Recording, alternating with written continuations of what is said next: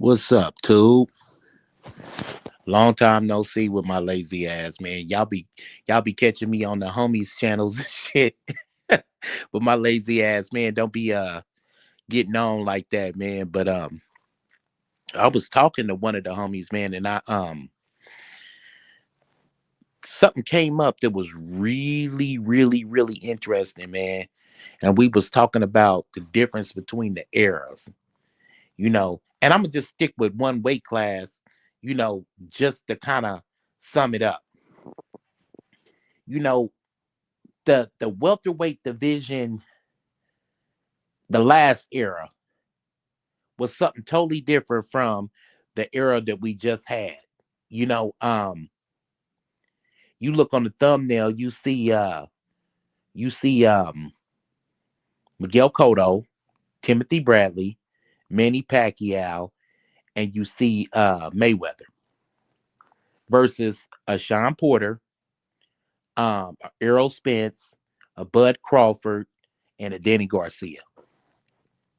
I'll salute, Deeds. You can come on up, bro. You know what I'm saying? Because I'm just gonna dive right in, bro. But yeah, man, it's just like if you look at the difference between the eras or whatever, bro, it's like night and day. You know, I believe personally that this whole era that we just had, with the exception of Bud Crawford, I'll give Bud Crawford his flowers, man. You know what I'm saying? And I'm not a fanboy like that, so please don't put that on me. But I feel like with the exception of Bud Crawford, this whole generation that we just had was a wash. It was a wash. I don't think it turned out no Hall of Famers. I believe, what's up with you, Mark? I believe that, let's put it like this. This is what I was trying to explain to Deej too. You know, who's the number one pound for pound king or one of them right now? We all can't lie that, if you asked everybody, mostly everybody would say that it was Canelo. Well, if you look at this generation, usually every generation, bro, there's a passing of the torch. This is a generation where we didn't get the passing of the torch. And to make matters worse, not everybody didn't fight everybody. We still got unfinished business. We still don't have a Spence versus a Thurman. You know what I mean? We still don't have a Crawford versus a Thurman. So we still, you know, it's still undecided. And that's why I say where when Mayweather left undefeated, there was no passing of the guard. Now, first of all, that's not Mayweather's fault. But after a Mayweather leaving undefeated, people should have been standing in line trying to fight each other to gain that welterweight supremacy, and it just didn't happen. What we had was a whole bunch of guys hiding behind their promotional companies. You know what I'm saying? A whole bunch of guys talking about this side of the street, that side of the street, and we never got the fights that we wanted to see. So nobody in this era, bro, has really been a dude that shined up. The only motherfucker that shined was the one guy that came from 135. You know what I'm saying? And that's why, a lot of the homies will say, I'm a hater or whatever, but I don't see nothing in these guys. What say you, Deej? Oh, look, for the most part, I'm going to let you cook on this because, you and I were having this discussion a little while ago. Yeah, this is what started the conversation for anyone listening, and this is how we got there, is that I made a statement to Nine. I said, look, not every single generation has to have a superstar, right? So for Hall of Fame purposes. So for the Hall of Fame committee and first ballot, don't feel like you've got to go and turn someone into a superstar just to enter someone into the books every generation. Right. If it what if it wasn't a strong generation, right, across all divisions or some divisions, let it go. Because putting the wrong person up there just to enter someone for the sake of entering them discredits all the other people that absolutely deserve to be in there. And then we started talking about comparing generations, and I said it's quite hard to do because the motivations for each generation before us were different to the motivations now. In that you can be a B plus fighter or a B fighter in today's world and still earn lots of money. That wasn't the case 10, 15, 20 years ago. You had to be Absolutely, an bro. you Absolutely. had to be an A or A plus fighter to get the big bags, the world title shots, the unification shots. You couldn't just be an okay fighter and earn millions of dollars. Yeah, So, guys are getting over on popularity, man. That's what it's pretty much became, you know. And I've made a subject about this. I mean, a live about this like some time back, bro. Is markability versus talent, and that's pretty much what we seeing. You know, there's gonna be people out there that argue that Jamel Charlo is a Hall of Famer. You know what I mean? But a Hall of Famer shows, you know, superiority over a course of a career, not just in one weight class. A Hall of Famer goes to several different weight classes, kicks ass, and takes names. You know what I mean? And I just don't see it. But somehow I'm built as the hater, bro. You know yeah, what I look, mean? I think you could argue that in different generations, if someone didn't change weight classes and it was still a very strong stable, like crossing the street and everyone fighting everyone, I think that there's a, depending on their actual numbers and accolades and those sorts of things, I think it doesn't need to be an absolute prerequisite that they've got to do it in multiple weight classes. Because remember too that I was saying you that multiple weight classes can be deceiving if you're not really onto the motivation on why they've moved.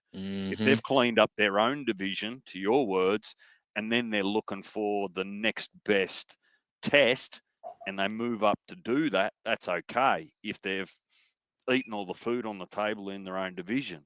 But if they've just got fat or they've outgrown that weight division and they have to move up, that's not daring to be great.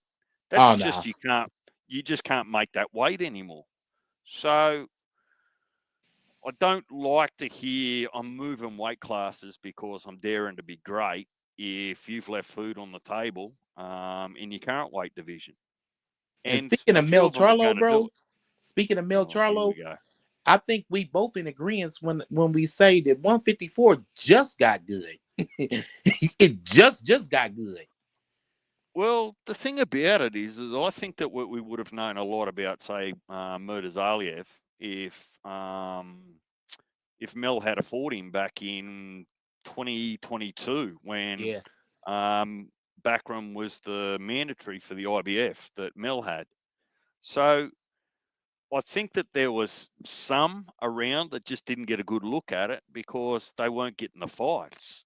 Yeah, You people know, people been hiding under the cloak of popularity and the cloak of their respected promotional companies. You know what I mean? They hide, they hide behind that shit. You know, yeah, it's probably was a gang of killers out there. But just like I've always said to you guys, bro, a fighter is only as good as the opportunities he get. And sometimes, well, most times, the guy who's giving out the opportunities don't give them out too often to the heavy hitters. You look at Lamont Roach. We totally talk about him different. We talk about him way different than what we have been the last few years. Guess why? Because he had an opportunity to show who he was. But now these guys are just not getting the opportunities. They hiding behind promotional company and popularity. Crazy. well, I don't think it's just the promotional companies. Because the thing that I've got in all of this is that once upon a time, sanctioning bodies didn't have to make a choice of who best represents their belt as the champion, right? Because they were getting it by default because everyone was fighting everyone, right? Whereas in today's game, the fun and games that they do with stripping people and not enforcing mandatories and all number of things, right? They only care about what the biggest 3% looks like. Is it 3% of a Tank Davis, 3% of a Ryan Garcia, or is it a 3% of a Keyshawn Davis while he's building his name? So I think that they've got some ownership in where the legitimacy of boxing, or at least the legitimacy of the titles, have ended up. But you seen the question, right? And you seen the thumbnail, right? Now, right now, as it stands, the top four of the last generation, um, one of them is not in the Hall of Fame as of right now because he hasn't been inactive long enough, right? And that's Pacquiao. But we pretty much know Pacquiao is pretty much a shoe-in. If you stack up everybody, the last four guys, the four kings of last era at 147, if you stack all their accolades up with the these guys' accolades, does it balance out? Yes or no? No, but it's not a fair comparison. It is a fair comparison. No, You want to well, know why okay, it's a hang on. fair comparison, bro? It's because they're fighters. They're world Yeah. champions. They got paid for fighting. It's a fair comparison. Man, listen, if I'm a plumber and you're a plumber, it's a fair comparison. Yeah, from that respect, but I guess it is a fair comparison, but it's not an equal comparison. And I know how you feel about them, right? But Mm. would you think slightly differently if you'd have watched Tank, Ryan, Tio, Devon all fight each other? You know, when they were this current generation's version of the Four Kings. Because remember too that it's not just the boxer's fault that, you know, the people around them aren't good competition. You can only beat who's actually available to you in Yeah, some that's why respects, right? each other. But beating a generation of B and C plus fighters, just on paper by way of numbers, shouldn't guarantee you a Hall of Fame career. No, it shouldn't. It shouldn't. Think about it like this. Let's go in a time machine and let's go back I say probably about like a cool little 30, maybe 35 years, right?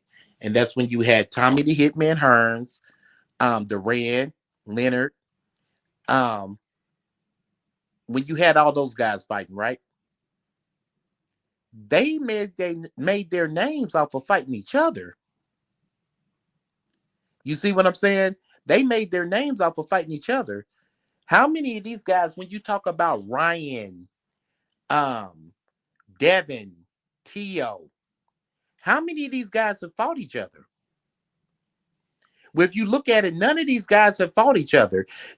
Just think about everybody on this card right now. You got Ryan, right?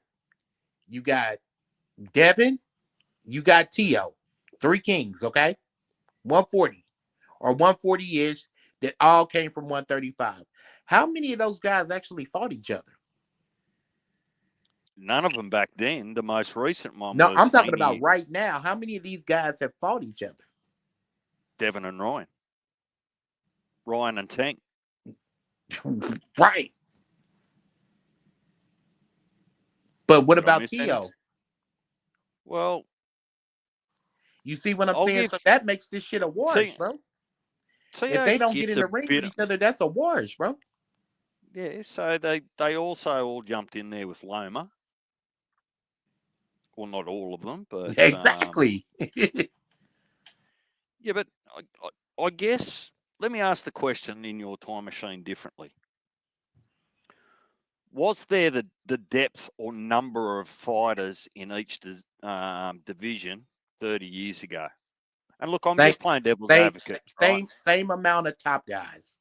Same amount Right. of top guys. If you look at it, okay, I'm gonna grab one guy off the top ledger. in the thumbnail, right? Cotto, he fought Mayweather. He fought Pacquiao.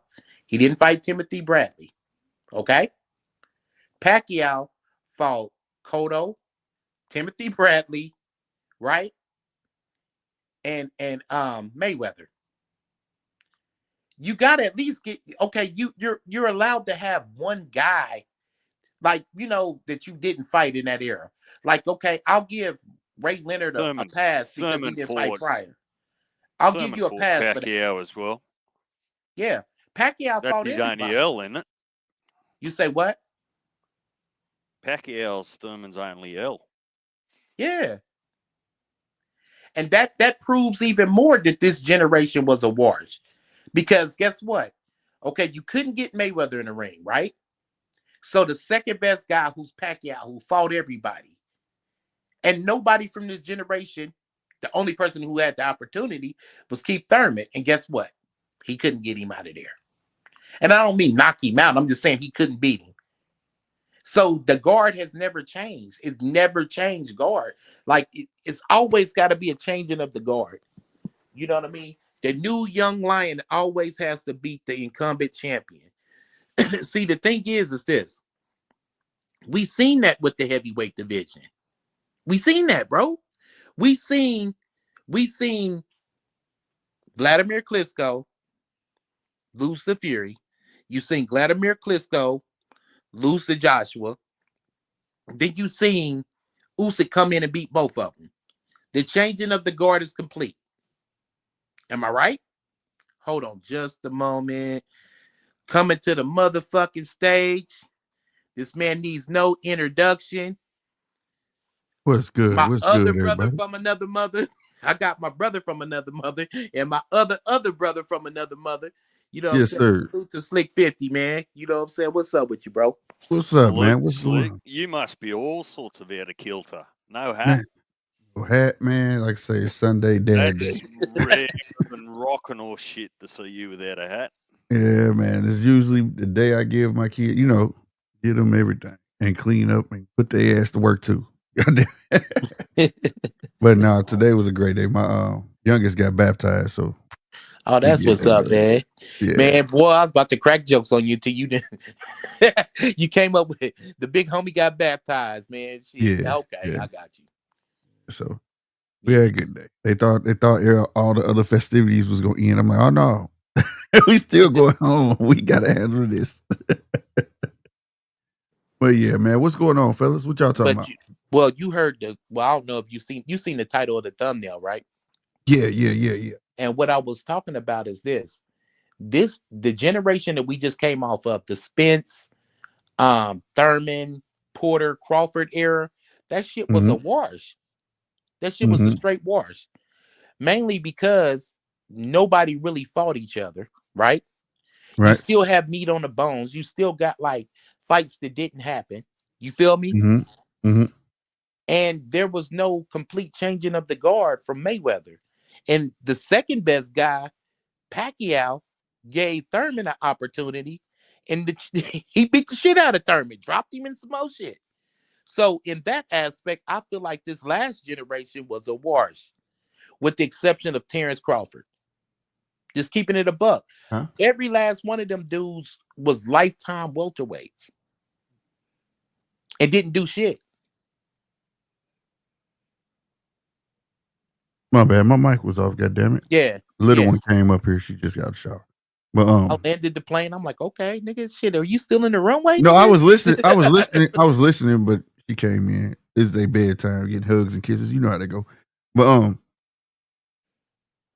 no, I definitely agree. And it took Terrence to come up to upset the natural establishment, because if he didn't, his shit would still be going on the way it was going. And I definitely agree with you. That era held everything up, and they didn't care about changing the guard. It was about placing a bet on who's popular and keeping the money ball bouncing. You know what I mean? Mm-hmm. And as we got enough in our stable for everybody to eat off of, we can constantly build stars. Like we constantly, we talked about previously, everybody that Thurman fought, Earl fought. Mm-hmm. It's like you just switch the star out and it's the same resume. You know what I mean? So, and it took a 135 pounder to come all the way up, you know, to say fuck that. If he's supposed to be the guy, then let's fight. You know what I mean? Something that you see from the true greats. You know what I mean? Mm-hmm. I'm not gonna shit on this era of participation trophy guys. I get y'all. Y'all like LeBron. Y'all like, this is y'all era, and y'all got the right name, the soft guy era. You know, Yep. but I don't come from that. I don't come from that. You know what though? Now that you said something, I was just thinking like, God damn, you hit that shit right on the head. And the only other guy who made a dent with them dudes with that crop came from fucking flyweight weight, and that was Pacquiao. Pacquiao, right. So they let dudes come up and take they fucking cookies. Yeah, facts. And the last motherfucker that held his own at his weight, and still that the soft guy heirs will say, well, there was Mayweather. Well, Mayweather went to 154. Yeah. He Well, fought imagine, bro, Wilfred Benitez, Ray Leonard, Roberto Duran, and Tommy Hearns letting another guy come up and take their cookies. Right. You understand me? You know, it's the same thing, but if you notice, it's the same thing for all sports. LeBron James could change teams, and it's perfectly fine to make super teams and get championships, right? Mm-hmm. It's perfectly fine to change team, trade to the team that whooped your ass in the finals three times in a row and go win the ring with them. That's perfectly fine today. Yep. You get what I'm saying? All that shit. But we now, you see this era downplays Michael Jordan. They say, well, he didn't get past them Pistons. You know why he didn't get past the Pistons when he first got in the league? Because the rule was, you not coming in my house and think you finna whoop me. So when you came down that lane, what they do? Whoop your ass. See, it's a difference. The level of pride is different. You know, how hard they took the game, to how hard old boxers took boxing is different. It's different. It's a lot of jaw jabbering going on, and it's not a lot of performance. It's not a lot of true testosterone in the room. You get what I'm saying? Yep. It's a lot of female pheromones going around, and they're getting affected by it. They think you could, you know, girls generally run their mouth. You know, you had that one girl that could talk a lot of shit, tough shit too, but everybody knew she was soft as cotton. Yep. And I feel like a lot of these guys are like that. The moment another female press her, bro, she start putting the baby on her hip. Yeah. You know what I'm saying? Yeah, exactly. I ain't got no time for y'all dumb shit. You know what I'm saying? Yeah. Yep. And that's how I feel. That's how I feel today, because, you know, I watch, and salute to Richard Hitchens. This has nothing to do with your ability of boxing or any of that. But I don't like when I hear him talk shit about a boxer, and then I watch him on another interview, like, no, he's a great person, and he's a pretty good boxer. I don't like that. Hold on real quick, Slick. Salute, babe. Salute to the queen. All hails Queen Coco. Yeah. Wait till I get off this shit tonight, baby. I ain't gonna lie. Don't touch her sangria. 100%. Both of them, because I learned what it means. we may take a another trip to St. Louis and stockpile some of that Hennessy White you got, bro. Look. Right. Real shit. Salute, Coco. But no, so like when I hear that, when you heard real beef in them older fights, motherfuckers would generally not know each other and be talking shit, right? Or, goddamn me, there was occasional they knew each other and they was talking shit, but it wasn't to the point where like, oh, I'll kill your fucking ass, like you go overboard with it type shit. You know what I mean? Yeah. It wasn't like that. Or it was genuinely like, I really don't like this motherfucker. But you know what these guys in this era remind me of, bro? No bullshit. Like I seen like a little video on Instagram or TikTok or whatever where they had like two little Chihuahua dogs just they was behind the fence. And then the moment a motherfucker lit the fence up, they didn't have shit to say. Yeah, they just stopped. And then as soon as the fence went back up or whatever, that's what these motherfuckers do on Twitter all day, every day. Yeah. And it's crazy because we give these guys all this respect, no doubt, for what they do in the ring, getting in the ring, but it's a lot of cap, and that's why it's not paying out in the ring. If these were just nice guys getting in the ring, and we knew they were nice guys getting in the ring, and the way it went, hey, that's just the way it went. But when you putting on all this bravado beforehand, right? and you're talking a big game of shit, and it doesn't pan out, and then you wonder why. And then you want to say you can't satisfy the fans, you can't do this. Now, it's some that can get away saying it actually because of the what era they in, and I know what they mean by it, but it's starting to be a going trend. Yep. That excuse don't fit everybody. I'm employing like a lot of these younger fighters. Don't go down the route that they with. You know what I'm saying? You press for these fights. If these motherfuckers don't want to fight, hey man, you literally, hey man, bitch ass nigga didn't want to fight. Like, say for instance, like a Shakur. Right. I swear to God, man, and I've been saying this, and you can vouch. I've been telling all these fighters in lightweight 140, stop speaking up on Tank. Yeah. Box him the fuck out. That was cool when y'all was doing that shit to niggas like Crawford. Yeah. Box him out. He don't give a fuck about fighting you anyway. Stop calling his name and making him relevant, bro. I want to put some respect on Lamont Roche's name. See, people don't look at shit from different perspectives. Like, okay, they like, who is Lamont Roche? Who is this in the third, right? You know why people generally don't know who Lamont Roche is? Because today's society wants to just see the stars fight the stars. Mm-hmm. Lamont Roche should have been had a shot with somebody. Yep. That was relevant. You know what I'm saying? He should have been had a shot. Ask you, oh, what's up with Tank Davis? Man, fuck Tank Davis. He lost to Lamont Roche anyway. That's who I want to fight. Right. So like when I was watching, like I used to tell when I first started the show, watch the undercards, bro. That's who you gonna see who next coming up. When that dude called out on Tank, I said fight Pitbull Cruz. Everybody in mama said, who the fuck is that? He was the nigga who knocked everybody out the last two fucking undercards. He been on Tank undercard the last two pay-per-views. Why not give him a shot? If he don't win, he don't win. But you get what I'm saying? Like, now they can't keep the nigga name out their mouth. Cause see,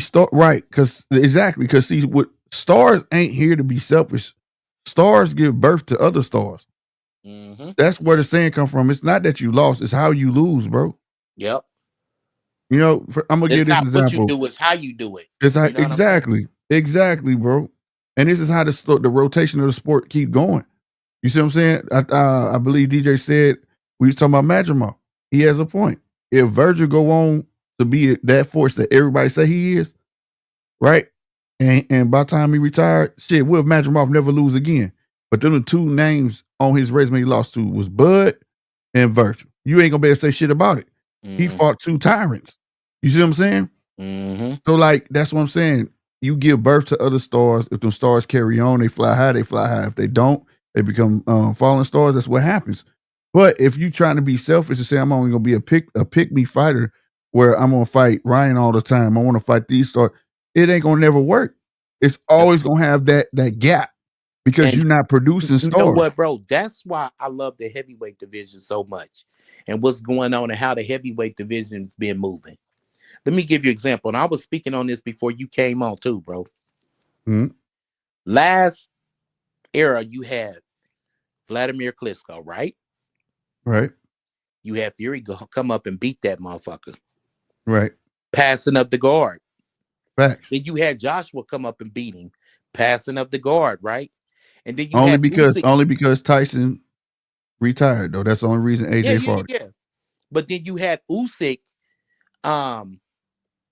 come through and beat both of them, which solidifies him, passing up the guard.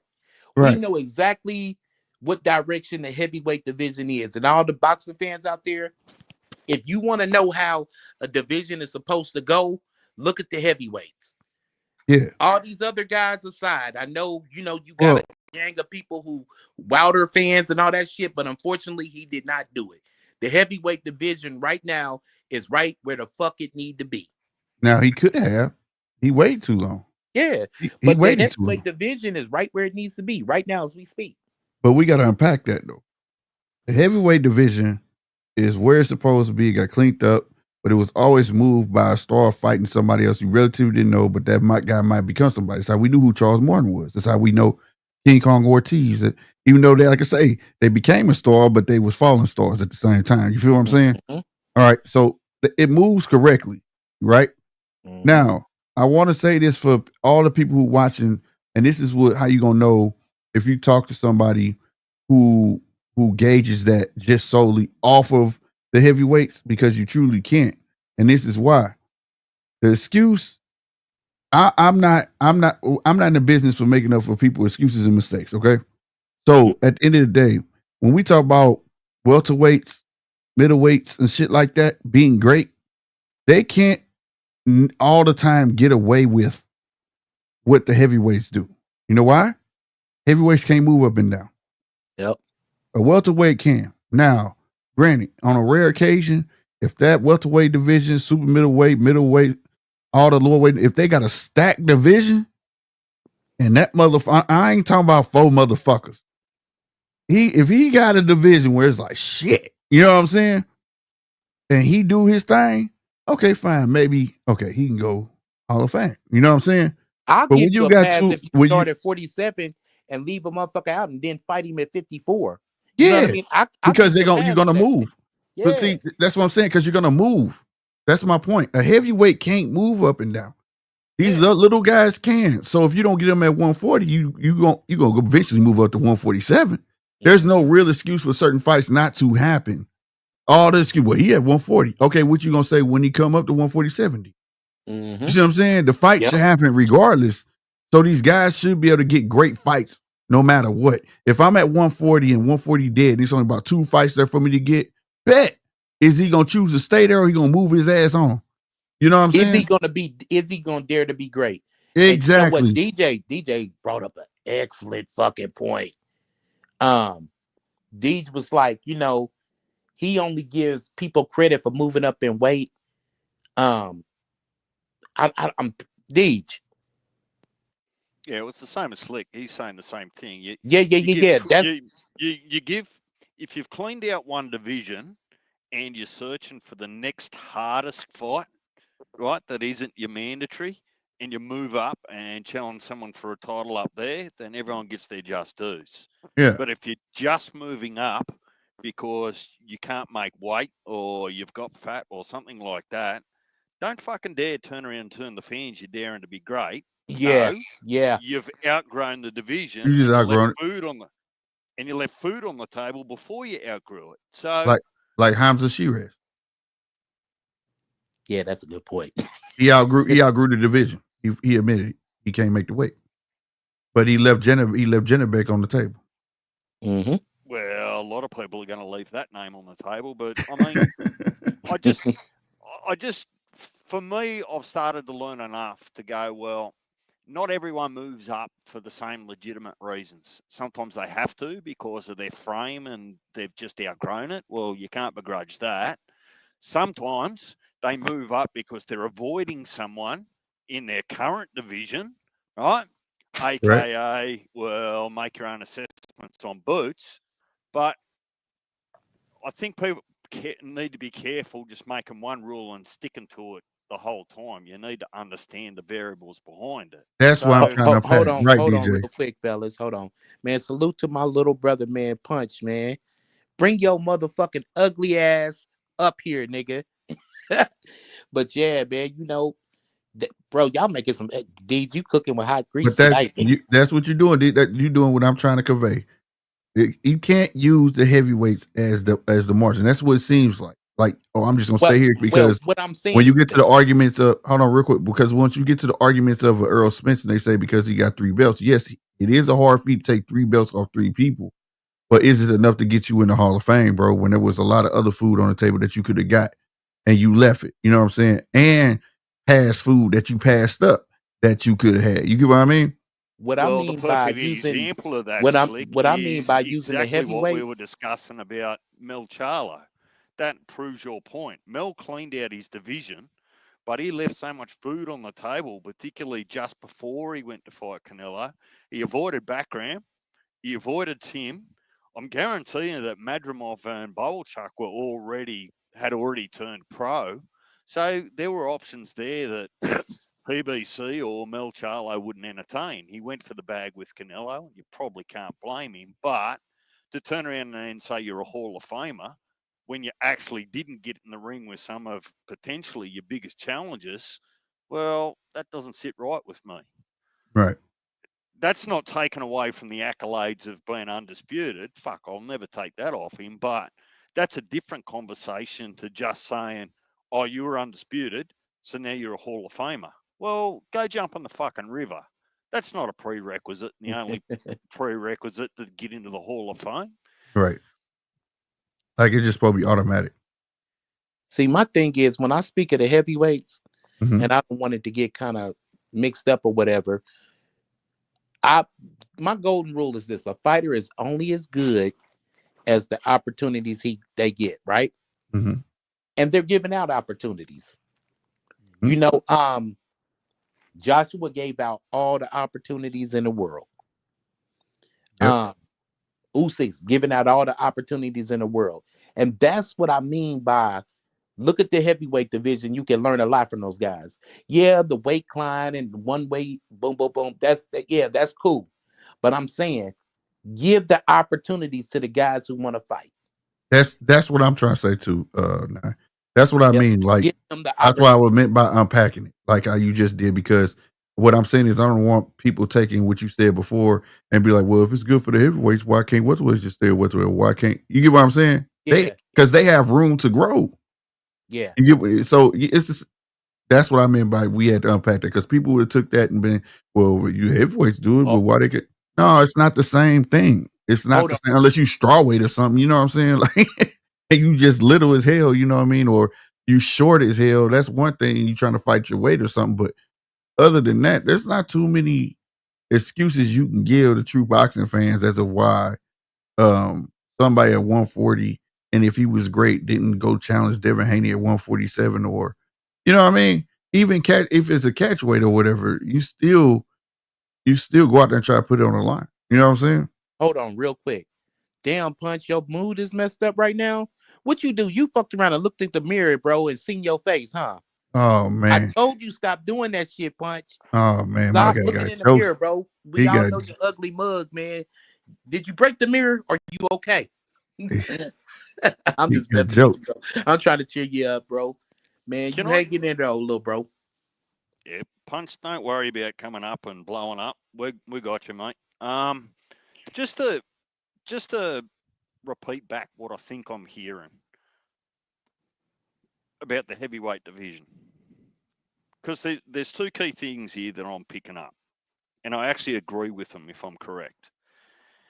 What Nine was referencing about the heavyweights is even though they can't move up and move down, but for sake of purity, none of them avoided the smoke, None of them. other Right. than potentially Wilder, right? Right. So whilst you're in a division, be it heavyweight or welterweight, you want to see the same behaviours as the heavyweights, taking all the smoke that's available, right? Right. Mhm.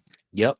And to your point, Slick, is they're more inclined to do that because they don't have options and options up and down, whereas welterweights and middleweights and have a few options.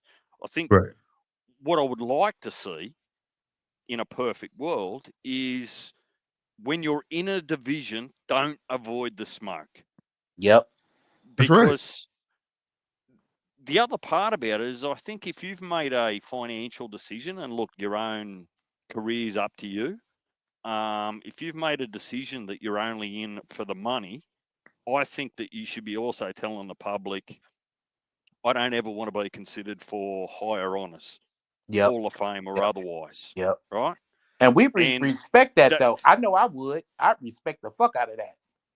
yeah, You and know what I that's mean? fine. But boxing's confused. It wants to operate an entertainment business under the banner of a sporting code. And you just can't do both because they just don't marry up, right? So, and promoters do it, all number of things. Yeah, I, man. I think I they just want feel like the inner. Go ahead now. My bad. yeah.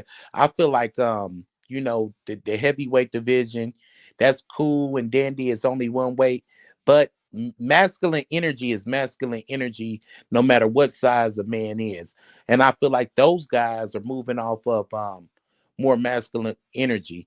And unfortunately, I know American fight fans is gonna be pissed when I say this one, but unfortunately, the chink was out of the heavyweight armor the moment the American got set to the side. Wilder. If we was waiting on Wilder and Andy Ruiz, because those are pretty much, in my opinion, the top heavyweights of that era or whatever, waiting on those guys, none of these shits would have happened. You understand what I'm saying?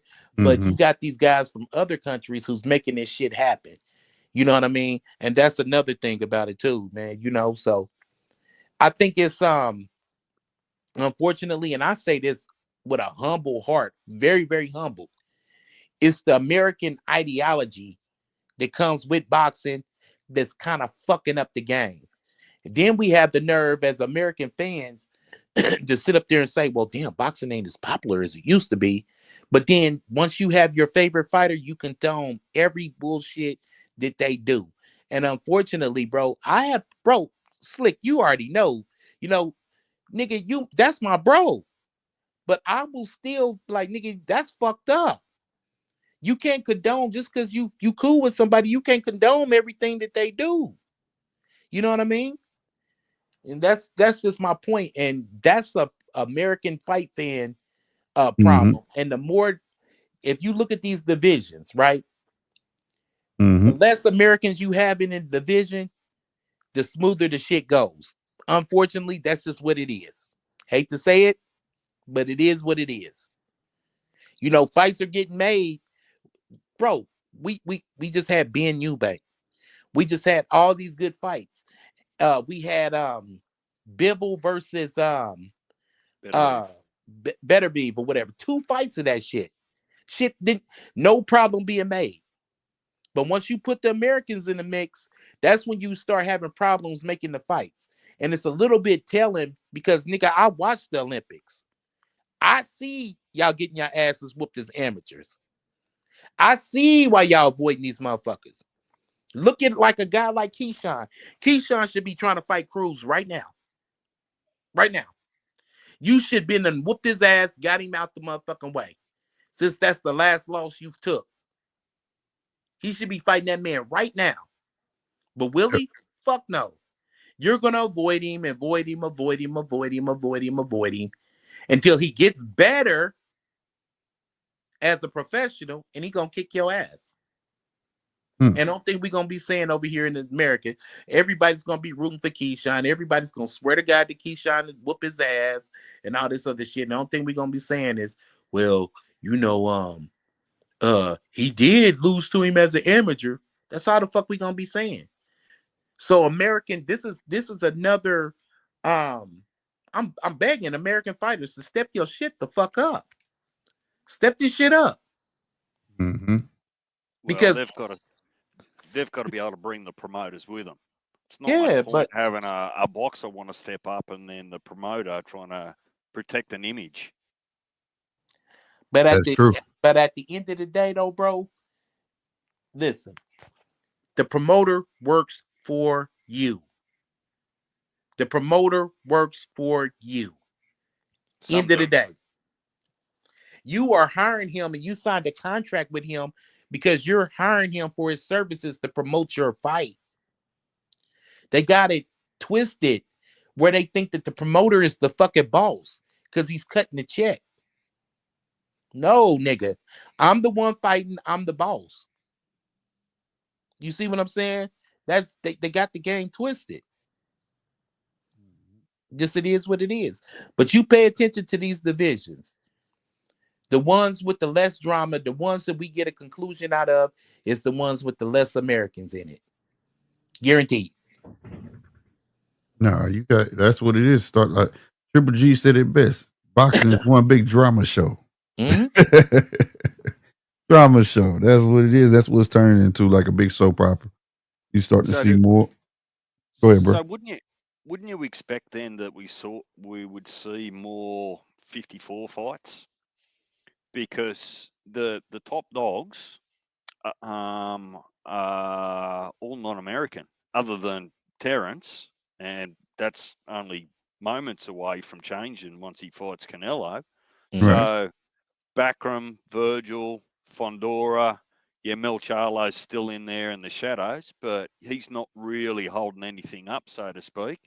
He'll have to come out and fight someone to keep his belt if he does come back at 54 and not 60 or something, but there's still lots of Bohachuk, Madrimov, Virgil, Xander. There's a heap in there that aren't US born, so to speak, as I understand I it. think we'll get majority of those fights if it's not the American involved. I just feel like that. Because think about it, like I was saying earlier, the heavyweight division is is that. Look at how that went. Once Wilder got out the way, what happened? You ain't lying. Same thing that's going to happen at 168 once Canelo retires. It's going to be a Yep. free for all. Yep. We just don't have the American yet. That's the thing. We got good American boxers, but we don't have the American. That's what America's hard up for. Why people still talking about Shakur, talking about Boots. You know, we looking for that American. You know what I'm saying? Mayweather wasn't a diamond in the rough, bro. Yeah, going 50-0 or whatever, yeah. But his tenacity, that's not nothing new. That's just what boxers did. You know what I'm saying? I'm going to fight. And I want to fight champions. I want to go on a gauntlet, and I want to show everybody I'm that dude. You know what I mean? And we don't have that right now. We don't. We don't have that in any division. Well, we're on the cusp of a generational change anyway. Yeah, we are. Heavyweights are about to actually, over the next year or two, they're about to hand the baton over to someone coming through. 168's doing the same with Canelo.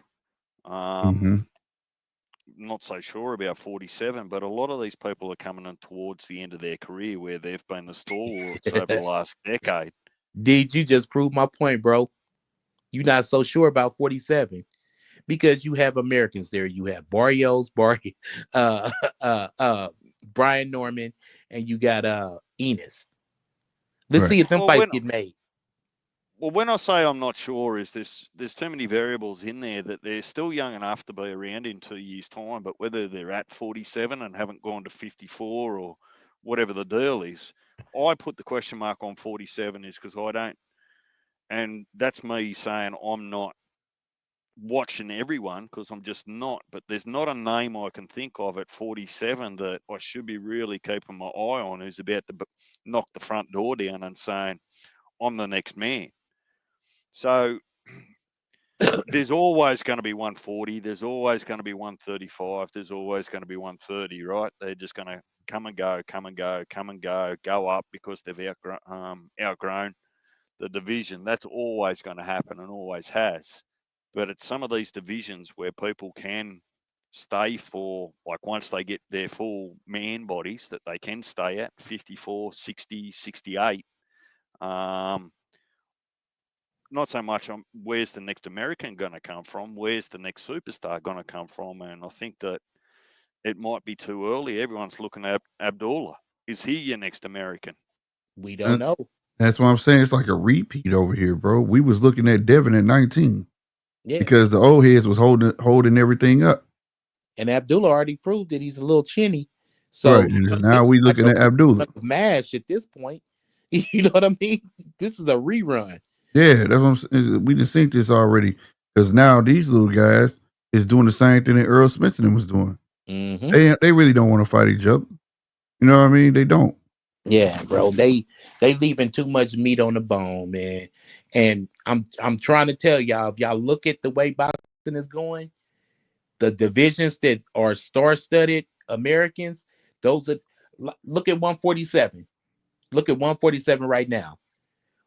Is it guaranteed that Norman is going to fight Barrios next? Are they going to make it happen? No, he's fighting Jin Sasaki. Exactly. They're not making a move to clean up the division.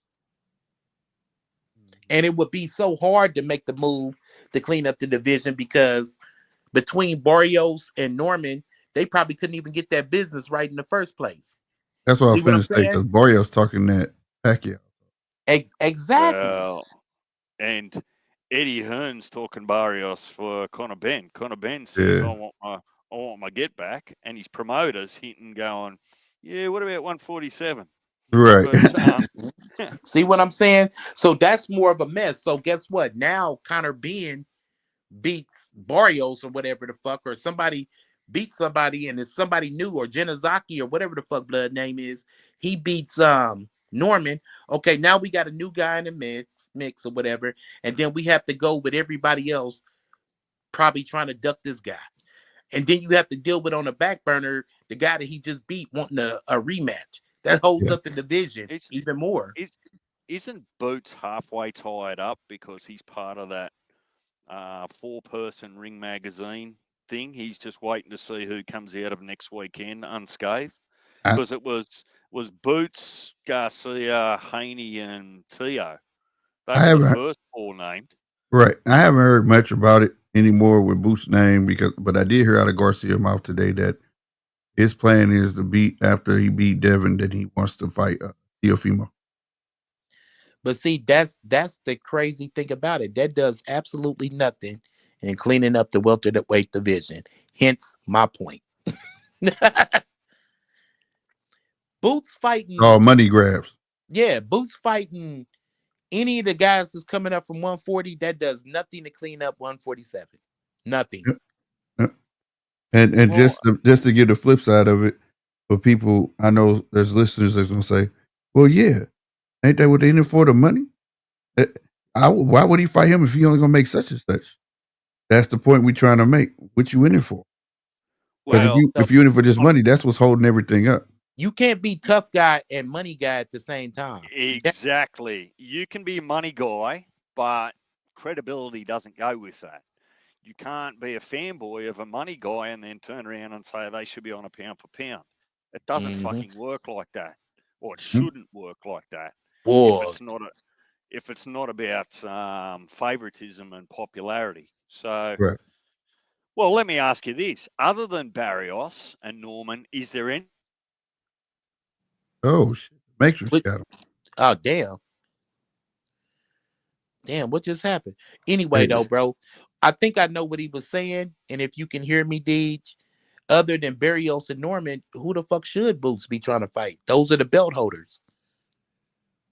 He shouldn't be trying to fight nobody else. If it was good enough for Errol Spence and Bud Crawford to try to unify all the belts, if it's good enough for Beterbiev and Bivol, if it's good enough for Canelo, then why the fuck is it not good enough for them? At this point, you just got guys posturing to try to make it seem like they the shit when they really not the shit. When they really not trying to bring no clarity in it. Hence, we're gonna double back and go back to the heavyweight division. We know who the man is in heavyweights. Right. And that's what I'm talking about, bro. I'm talking about that energy. Yeah, and that's why they say when the heavyweight division ain't doing good, boxing ain't doing. Yeah. We You got know, like energy. right. So like if Boots to put that out in the world, he just spoke it. You know, I want to fight the champion. Then that's what you should have been immediately going after your win. Like it should have been a name. It should have been somebody you wanted. And you didn't give us that.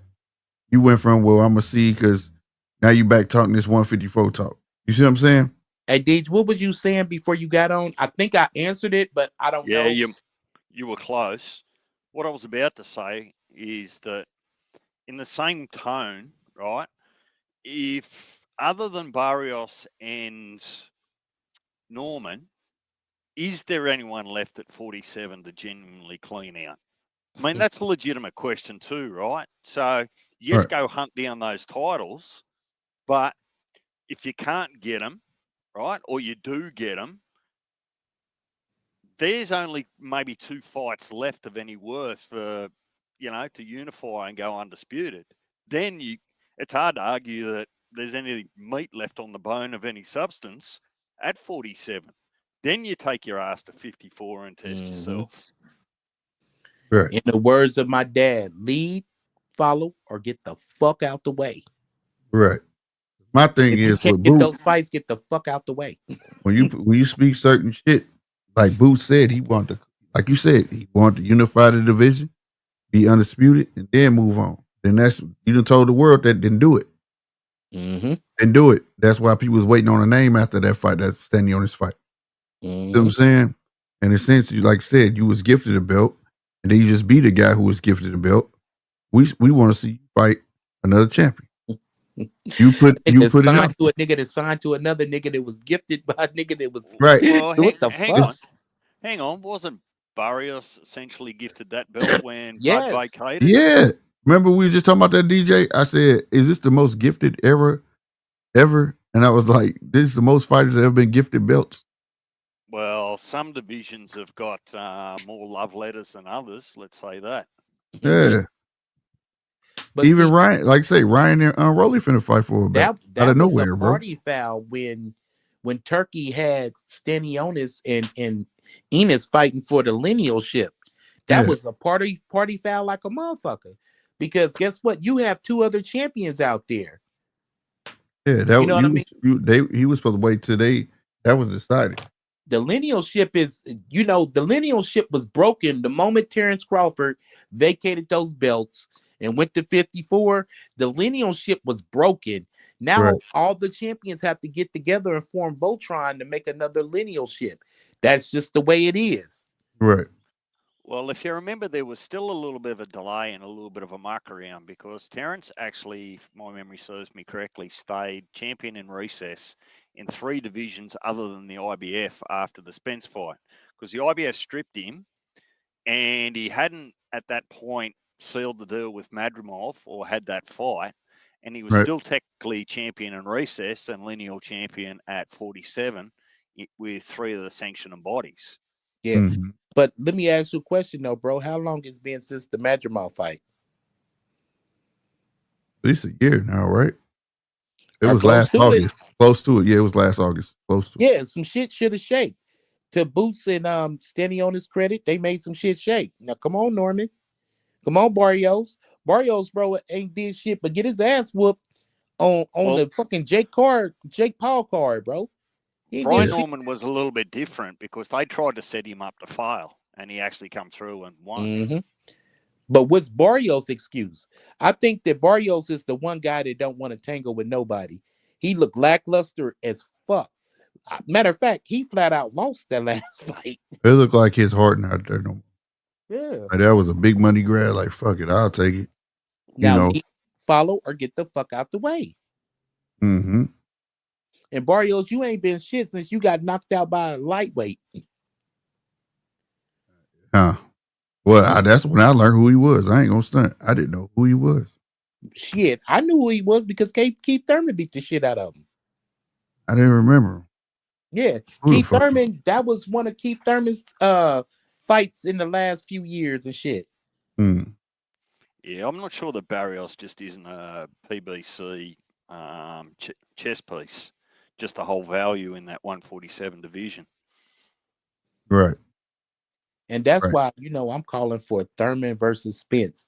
Because Thurman versus Spence is going to be like kind of in the way of a Ben Eubank, no titles involved, but they're fighting for the world title of themselves.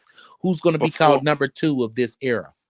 Before or after he whoops him? Before or after. And if that happened, Thurman beats him. Yeah, look, the latest news is that most of the discussion is about contracts and negotiations between Tim and Fondora. Someone somewhere thought it was a good idea to throw Tim straight back in for a title shot. He needs it. He needs Fondora. He need to clean up that Fondora work. Well, I don't hate it, but I just want to be consistent, right? Even though he's an Aussie, I just want to be consistent with all the things I blew up about people jumping the fucking rankings after a whooping and getting another title shot. Because the last 18 months, particularly in 54, you've got to take an L to get a title shot. It didn't fucking make sense to me. Right. So I've got to be true to that 9 when it comes to Tim. You've got a whooping. Yes, you've now got back on the winning streak, but you didn't beat a top 5 ranked 54er. You beat someone that you were picked that you should beat. Now, but this it's simple to me, bro. Does he or does he not deserve a Fondora rematch? No, he Yes, deserved but the rematch, but is he ready I, for that rematch though? And he need to Hey, work that's his way not out my the hole problem. though. I just watched the fights, and I'm quite I sure they're gonna charge motherfucker $80 don't, for the shit too. don't You know what I'm don't get saying? it. So, hey, Right. Hear me, Nine. Don't get it twisted. Right? They're two different things that I'm saying. Yes, I want to see the rematch, but does the rematch deserve to be for two title belts, given Tim's most recent record? That's oh all I'm damn, Fundora challenging. do got two belts, don't he? He's Yes, he got the does. BO and the BC, right? Right. Who's got? Oh, Terrence got the WBA, and who else got the? Who's got the IBF? Buckram. Oh, Yep. yeah. Hold on. I hear you knocking now, Deej. Yeah, you need to get in there with Bachram, bro. Fundora. Well, Fundora needs go, to get in there with Bachram. Fundora needs to clean this shit up. no, I think you can afford to move the rankings because you were not that long ago a title holder. I think that you don't have to take one step at a time up the rankings, but don't disrespect everyone else in there that's trying to find their way to a title shot. Go and have a crack at a Xander Reyes and Errol Spence. Get yourself into a mandatory position, Oh right? yeah. Before, Fundora needs to be trying to unify. I feel like this. Champions need to be trying to unify, right? Which Fundora's a champion and he's got two belts, right? Two gifts. You know what I mean? But Fundora needs to be trying to unify and get undisputed. And Tim Zoo needs to be trying to work to a mandatory. yeah. I don't So think Thurman's the way he needs to go, though. no, but that's the in-house PBC stable stuff that'll never Yeah, go away, right? yeah, So yeah. if it's not Thurman, it'll be Fondora. If it's not Fondora, it'll be Ericsson Lubin, right? If it's not Ericsson Lubin, it'll be an Errol Spence, right? It'll just be PBC aren't going to change that model overnight. Nah. But and to be fair, I don't hate those fights by way of competition. I think most of those are 50-50, like just on face value, until you start to break them down. But I don't see any reason for Fondora to try and unify before Bud's gone. Like Quick that's just question, fellas. Quick question. I heard through the grapevine that I forgot what channel I heard this shit from, but I heard that PBC is going to start working with Top Rank a little bit more, right? they already Who are. on They've got Top a. Rank could? Who does Top Rank have at 54 in the first place? Oh, it's not necessarily going to be at 54. But It'll I'm be just at the saying other. though, who do they have at 54 that would be a decent matchup? That Top Rank, since they're going across the aisle now. Ain't Who could? Jahai Tucker? Ain't Jahai Tucker 154? I don't know. I think he is, bro. He's a, PBC and Top Rank have got a pretty decent fight coming up, haven't they? They've got a co-promotion coming up. That deal's already done, but that was looking forward. That was looking out into the future for to iron out some kinks for a potential Tank and Loma fight at the end of the year. Because right. Loma was the one that came out and said, "Well, I'm only coming out of retirement for Tank," essentially. So Top Rank and PBC needed to actually. That's not the fight that you want to be arguing over the bag or who owns what, because the bag's just fucking far too big to fuck up. Mm-hmm. But I, now, what I was think the I think news? The, Loma. the latest news you Yeah, talking about is that they pretty much going to be working with everybody. So, Which is refreshing. We shouldn't hate it, yeah, eh? no, not at all. Particularly when you got this TKO coming. I mean, you're stronger united than separated. Yep. I think Loma gonna beat the shit out of Tank if they make the fight. Yeah, But Jahai middleweight. I mean, Middleweight. 154 or middleweight. He middleweight. Ah, So who's yeah. I'm saying, PBC who do got at they have at middleweight? 154? Lara and Maul Charlo Hmm. on the PBC side. Are they Yeah, the only two at 160? Off the top of man. your head? Laura been wrecking shit though, bro. He been wrecking shit. He knocked out his past 3-4 opponents. Yeah, but hang on Yeah. a minute. Don't be careful not to make our boy Michael Zarafa out like he was a real chance of challenging Lara. or Danny Garcia. But it's crazy So, to see Laura knocking out people now because he spent his whole career just outboxing the fuck out of people. So to see he's actually sleeping motherfuckers, it's crazy to me. well, he might not have the engine to go 10 or 12 now, so Right. he figures he's just got to shorten up the fights. But if you had all that power before, nigga, nigga, you feel me? Damn, you should have been cracking these motherfuckers. Well, maybe he's telling us a story. Maybe that while he could and he wanted to, he just enjoyed playing with his food. Yeah, yeah, yeah. But Who's that you're nigga, talking about? Lara. Oh yeah. How you cracking now? yeah, All of bro, a sudden, that's tripping me out. that's that old age. He can't move like that no more, bro. That's that He old got man to. strength. He gotta fight, bro. He can't move around the ring like that no more. Hey Hey. man, Laura's onk now. He's onk. Yeah, he can't be just bouncing around all four sides of the ring like that. Wow, he got to stand there like fuck it. Yeah, that's onk like a motherfucker, man. You know, you got Nine. that one onk that got them hands. Hey boy, Mhm. No, and I bounced this question off Slick, I don't know, sometime over the last few days. I'd just like to get your take on it. hmm I was having to think about Devin Haney. He's come back, what's in front of him, the fights that he's had, just in general terms, right? And then it appeared to dawn on me that Haney's wins were against shorter people with much shorter reach than him, which allowed his sharp jab to be even more effective and couldn't allow them to get on the inside. And then the first time he has real problems against Ryan Garcia, he's fighting someone as the same height and the same reach. So Damn. is Devin actually going to continue to have problems with people that have got the same reach as him? And I think that he's going to find that more often than not if he goes anywhere near 147 because they're going to be taller, longer arms. I'm sorry, but laughing.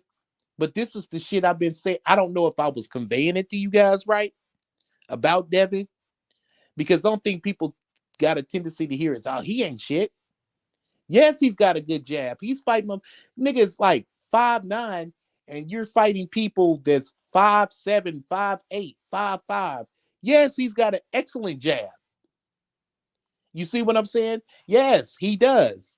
Oh man, Because it's a Devin foot jab. longer than everyone else's. Yeah. Right. The first time he fought somebody his height, his size, guess what? Yep. He He had to couldn't reach. manage He his got caught. distance. That's Bro, right. I've been saying this shit. You know what I Well, mean? be a little bit clearer when you tell a story in future night. Yeah, bro. That nigga, man, listen, Devin is not what everybody thinks he is, bro. It's a lot of guys that's not what you think they are. They're listen, they're not great fighters, they have great matchmakers. And Devin is in trouble with Ramirez. I would not be surprised if Ramirez, and put me on record for this, didn't catch him. Yep. I would And to not answer, be surprised if the former Olympian Ramirez did not catch him. and With to answer ring your question rust, before, it was the only 154 pounder they got is Xander Zayas. Oh, I didn't know Xander. Well, you're not going to, it would be unwise to feed him to the wolves at this point. I think he's still Yep. got a little bit of That's development. their to do. only 154. I think everybody at 140 has this. Everybody that was on the stage with Devin, crazy thing is, could possibly catch him. I promise you. And this is not the shit on him. I think everybody who was up on the stage, Rolly could possibly catch him. Ryan has caught him. T.O. could possibly catch him. Ramirez could possibly catch him, and Barbosa could possibly catch him. Everybody that's been in this promotion could possibly catch Devin. T.O.'s the Defense is not shortest that out of them tight. all, isn't he? Jab is not that great. Tio's the shortest out of all of them. Yeah, and he could possibly catch him. Is he? I thought Barbosa was. Oh well, when I'm saying, I think that Devon would still have a reasonable reach over Tio, if that's the only thing he's relying on. And see, the thing is that jab is not effective when you're fighting taller guys. You know, you don't blind them. One thing a motherfucker got to do is just move their head. You jab to get in and throw your power when you're fighting guys at high level. You know what I mean? Unless he just like got zero fucking head movement. But on that level, everybody knows how to fight. It's about your strategy. Right. Shout out That's to the why I homie said Todd Calloway. He was like, bro, you get to a certain level, bro, everybody know how to fight. You just gotta be smarter. It's about who wins is who's the smartest motherfucker. right. That's why I say I'm watching the fight to see what he worked on, man, because he can't come with the same old. He just can't. He can't. But to Ryan's credit, Ryan Who's has training? a different Ryan has a Who's different training type of Devon? left hook, bro. Ryan has a long left hook. Like the way Ryan throws his left hook, it comes out like a jab and he hooks it at the last minute like a whip. So he's going to always have problems with Ryan's left hook because he's going to be thinking jab and he'll turn it into a fucking hook. Yep, the right. It's a guessing right. game every time. He's going to be trying to block jab, come find out it's a fucking hook. It's a guessing game. Look at, bro, I implore y'all to go back and watch the tapes and look at how Ryan throws his left hook. See that short, tight left hook? That's something else. But I'm saying that long whipping left hook that Ryan throws, that punch is gonna always give Devin problems because you have to guess. Mm-hmm. Because the way he throws his hook, and really think about it, it comes out like a jab, and then he hooks it. Right. That's a hard punch to defend. It That's why with Andre Ward was like, was it that quick? Yes, nigga, it was that quick. that motherfucker fast, bro. Yeah. That motherfucker fast. But he got to show something. If he don't have any feet, man, he gonna get used at 147. That's how I feel. But what is he gonna have to stop him, man? Like, this is the thing. That's why I said he gotta have some feet. Better move. No, I'm talking about power. You hit stick and Loma move. flush. Loma bit down on his motherfucking mouthpiece and threw a motherfucking 3-punch combination. Meanwhile, when Loma fought Tio, Loma couldn't get Tio pretty much paralyzed Loma with power. Yeah. That's the difference. Yeah, Loma was fighting not to get knocked out. So when it's a big difference, but that boy ain't got no feet, bro. If he got some, he got to be a pot shotter. And you hit him flush, and they don't have no kind of pain or whatever, they can just walk in your front door. If you ain't got no lock on your door, which is power, they can just walk through your front door and violate you. Yeah, it's like that if he got no feet either, man. Yeah. If you rush him, he just goes straight backwards. Yeah. That's it. He better realize I ain't got no power but I gotta become the best boxer on earth, motherfucker, and better move. If he don't move, he definitely just does not have a shot. You know what I'm saying? He does not. He needs some head. Keep his head off the line, and he needs some feet. If he ain't corrected them two things, he got a shot in hell. And I called this like a few years ago. You know what Devin fights like? And as young as he is, he fights like an older fighter who's not trying to waste no energy. I already know who. He fights like an older fighter. You know what I mean? He doesn't have the bounce and the movement and shit like a young fighter. It's like he watched a lot of Floyd Mayweather. Yep. Like, yeah, I'm conserve my shit. Boy, you better let them motherfucking hands go. Right. Ain't nothing wrong with your hips. You better be moving. Yeah.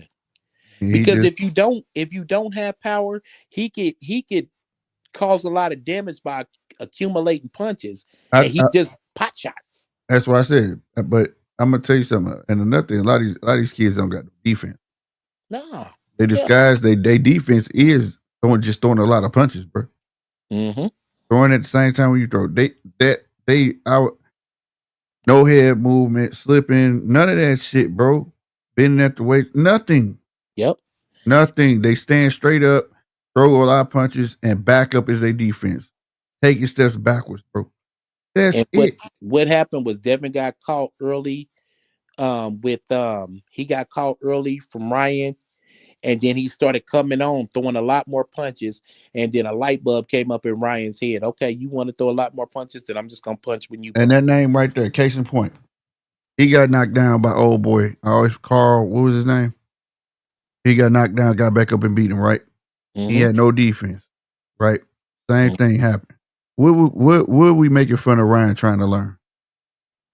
Defense. He got the silly shell.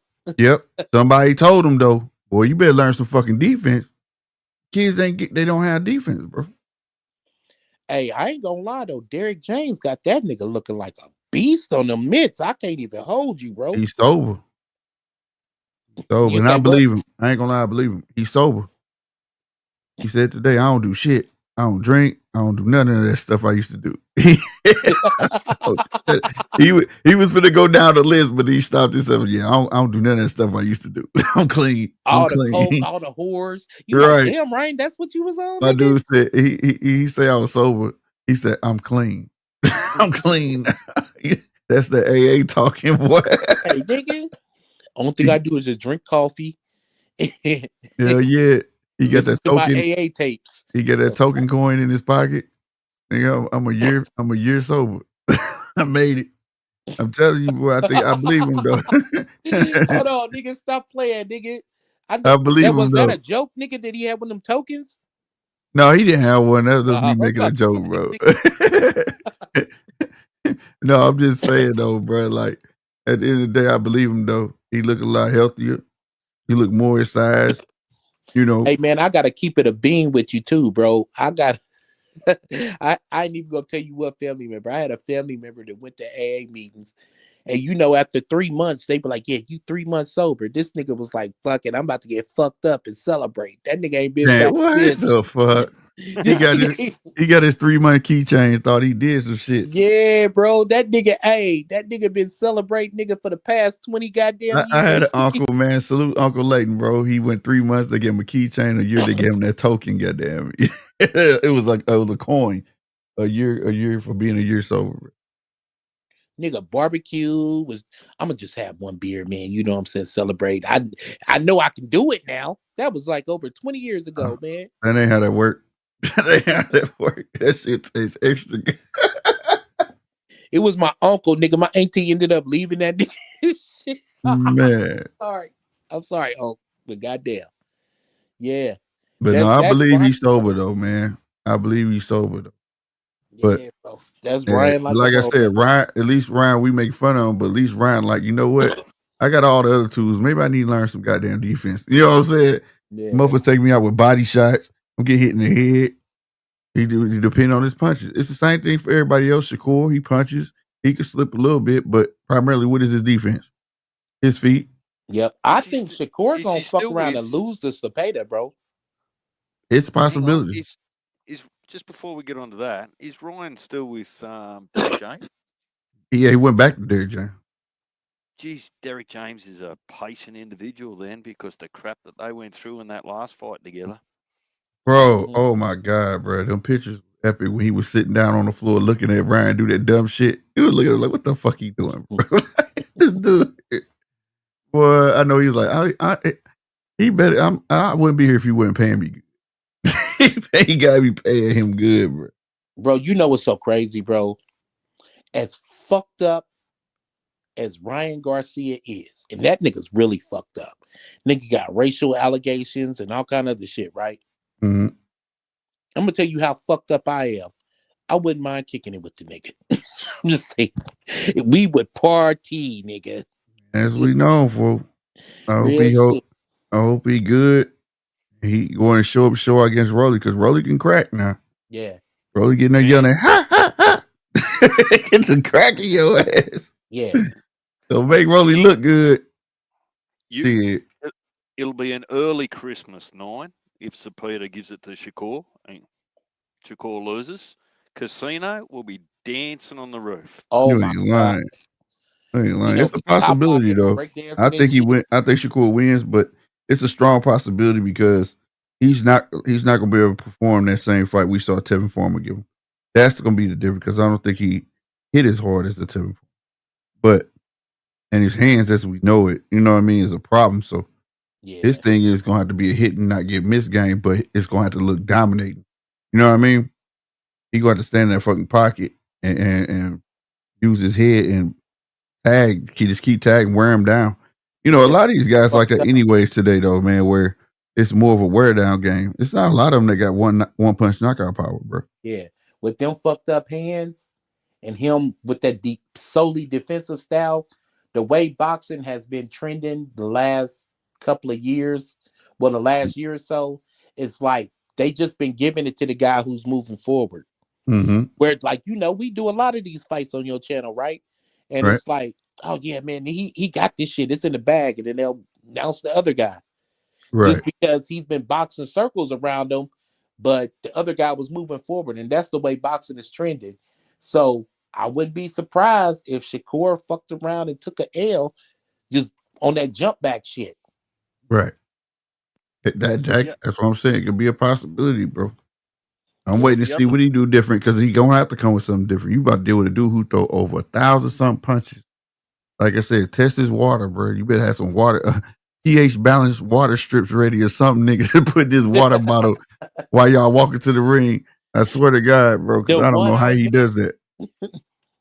Right. I don't know how edible he do it. bullets, bro.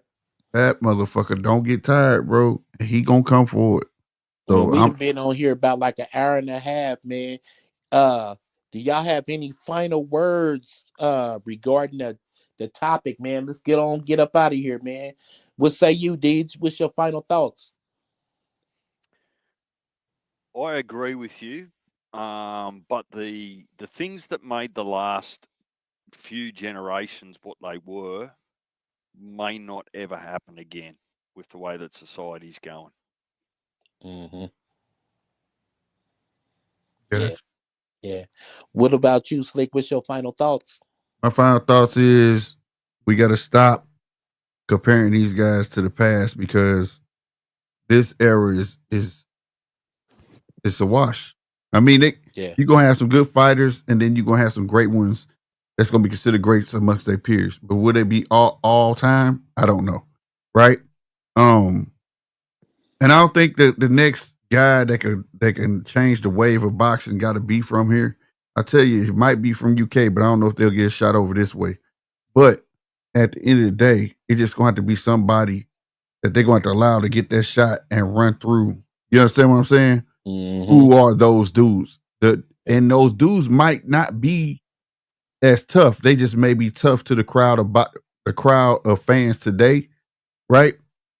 But it'll just be the fact that he got that shot to steamroll. You get what I'm saying? Yeah, And maybe hopefully that could start a trend of this is what the fuck we're supposed to be doing. You know what I mean? yep. You know, and kudos to the fight we saw yesterday. I wanted to say that because I see a lot of backhanded comments from pro boxers and people, bro. Can't nobody say nothing. I was gonna hold this for my show, and I'm gonna say it again no more. This is the one fight in a very fucking long time that lived up to the hype of the press conference from for all the way 2022 with the drug allegations to the egg slap, all the way to walk out with the dad, all that shit, and then they did that shit for 12 straight fucking rounds. And we could have had a Mayweather Pacquiao, which was lackluster as fuck. Right. And so you get that last night, you gotta appreciate it. You know what I'm saying? Last time I saw a fight like that was Tim Bradley and damn, I always forget his name, man. The Pacquiao, he used to be Pacquiao spawn partner Boots, knocked him down 3 times. That was the last time I seen a barn burner like that. You know what I'm saying? And it wasn't meant to be the most skillful fight. It was meant to be a personal fight, and that's exactly what the fuck it looked like. You know what I'm saying? Speak to your point, Slick. You have to recognize greatness when you see it. Just like, look at me and Deej. I'm great. Mm-hmm. Deej, not so much. Oh You my know what God. Here we I mean? go. All right, fellas, y'all. But I Deej, hope not y'all so get my much, point, man. man. And I it's would say about to you, defense. Slick, that for all of those haters, if they run that back, I bet you nearly every single one of them will rewatch that fight. Yeah, if I already did. Benin. Yeah, yeah, So you can't. You want to be careful before you open your mouth and then go double down on that was shit or this was that. If you're Right. going to turn up and watch it for a second time because it's worth watching a second time, you've just made a fool of yourself with everything that you just said. yep, Right. yep. Hold on. All right, fellas, I gotta take this call. All Righto, right, bro. Slick. I'll holler at you. Always some stuff, I'll, man. All right, y'all. I'll My catch you. closing thoughts, man, is it's about defense, and that's something that you know I have certain friends that I would call like brothers, um, and certain friends don't have defense where I can just pick them apart time after time, time after time. There's nothing they can do about it. What say you about that, Deej? Yeah, look, it's like I would liken that sort of scenario to someone that's tough on Twitter, where they just send all these text messages on Twitter. I'm going to get you. I'm going to beat you up, right? And they just so look, each to their own, mate. You you threw that game winning pass in high school. Don't let anyone ever forget that. You remind them 30 years later. You remind them 40 years later. Nine. um, yeah, that's great or whatever, but unfortunately, I have a world class president that protects his citizens, a president that I didn't vote for who protects me. So that's called defense, and defense is essential in the art of boxing. So Three it is quarters. what it is. So What's a presidential term over in the US? 3 or 4 years. 4, Mm. and it'll take about 4 years for you to even figure out something. Sorry, bro. Sucks to be you. But that's all right though, man. You dust yourself off because I'm a friend. Mark, I'm coming for you, bro. Punch, I'm coming for you. Dust yourself off because I'm a friend, bro. And you know, sometimes friends have to save their friends for themselves. And I'm saving you. So just let it go and I'll talk to you once we get off. How about that? All right, good life. We got off topic again, but that's not unusual. Yeah. Probably didn't really unpick the whole Hall of Fame stuff all over again, but I think Slick's pretty keen to revisit that in the not Yeah. too distant And future. and if you think about the last time I went live like 5 years ago, pretty much I had a live, we was pretty much talking about this before when I believe it was like Earl Spence was he a Hall of Famer or not? And I just noticed that. So Hall of Fame shit, yeah. You feel You me? know, you know what would be easier for me? I won't misrepresent. Just I'll speak on my behalf.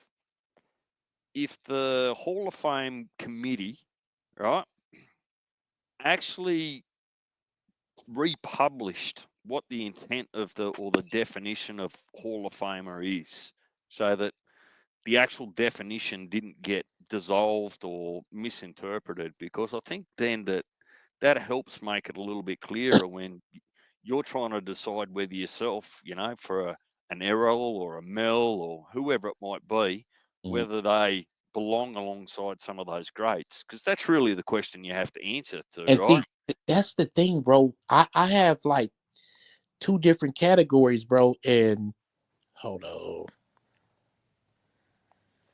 Come on up then, bro. Come on up. You more than welcome, bro. Come on up. You know what I'm saying? At least show your ugly mug. But yeah, like I was saying though, bro, I have two different categories, and I don't think that they fit the first category. I have what I would call Hall of Famers, good fighters who were solid in their time. And then I have what I call ATGs, all-time greats. Guys who did just superhero shit. Like a Roy Jones, ATG. Yeah. Yep. Started out at 54, won a heavyweight title. That's ATG shit. Whereas you got like a guy like Mm, There's a similar thing that I'm used to here, and I don't like to compare sports, particularly team sports, because it's not the same. But over here, for example, you know that I watch rugby league, right? mhm, That's probably, at least during my winter, that's my number one sport. They have effective Hall of Fames, right? So they've got a rugby league Hall of Fame. But then how they elevate the true greats is they elevate them as an immortal. So over the 60 years worth of rugby league, right? There's mhm. still only 8 immortals, right? Exactly.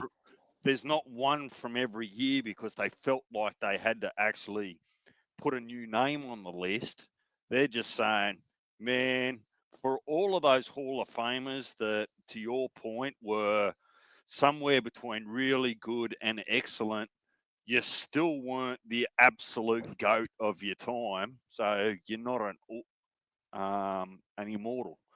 So because there's not, as I understand it, another elevation from the International Boxing Hall of Fame, I look at it, that's why I'm so harsh on it, as the equivalent to immortals. Hmm. Like, no one should get a free ride for politics or money to go and put their name on the same list as some of those true greats. Because that would be the easiest question to ask yourself. Does a couple of these people belong next to a Bud Crawford who's going to be there? Do some of these people belong next to a Mayweather, an Oscar De La Hoya? You know, all these people of the past that nobody can argue that they just don't belong on that list. And I think that tells you yourself, if nobody's arguing about that name being on the list, and 50% of the fans are arguing whether someone else's name should be on that list, well, you know straight away. If there's an argument, maybe they don't belong there. Yeah, and see, that's my thing, bro. Like Terrence Crawford, I think he's a Hall of Famer. I'm not too sure on an all-time great. I don't think he's an ATG, but I think he's a Hall of Famer. You see what I'm saying? But then when you got guys like a Mayweather, for instance, ATG. You know what I mean? Uh Ali, ATG. You know what I mean? So I have like two personal categories in my mind what I think these are. So when I say these guys don't fit the bill or whatever, I mean that sincerely, bro. Like I don't believe they're Hall of Famers, so they can't even be talked about in the light as ATG. But unfortunately, bro, um, this is something that goes hand in hand with today's era. This is the internet era, right? So you have, for lack of a better word, you have man fans out there, guys who really like man fan off of these guys. You know, like you got your favorite fighter and he can't do nothing wrong. And that's part of the allure of it. So like a lot of guys appear to be bigger than what the fuck they are. Look at a Tank. He appears to be bigger than what the fuck he is, but he's not really shit and he hasn't fought no damn body. But he's got the fans that's going to argue you back and forth, which gives the illusion, if you're a casual and you don't really watch boxing, that this guy he must be amazing. Look at all his fans, and he's got guys that's willing to fight over him, and he's knocking out everybody. But he's not knocking out everybody. He's knocking out nobodies. So that gives an illusion. See, this is like kind of a perfect storm, where you just really got these fan of men that really kind of fuck up the game.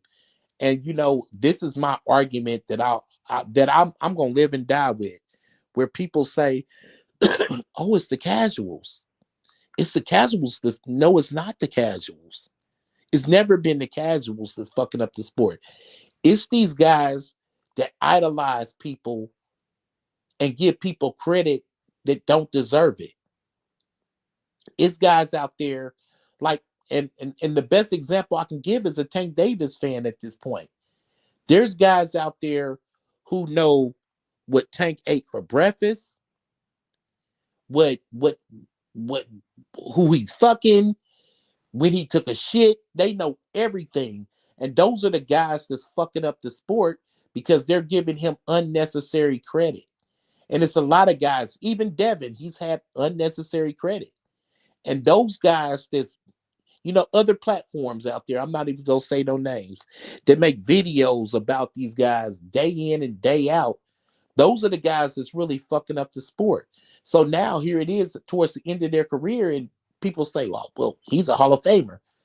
Well, it's because you had overexposure, because you had people who was fanning after these people so tough and riding their dick so tough that damn, I heard about him a lot, so he must be a Hall of Famer. That's what the casuals will say, but unfortunately, he's not really a Hall of Famer. Crazy, bro. They So it's can't. yeah. Go ahead, bro. Here's my middle ground on a couple of things because I've come from that space and I'm still in it.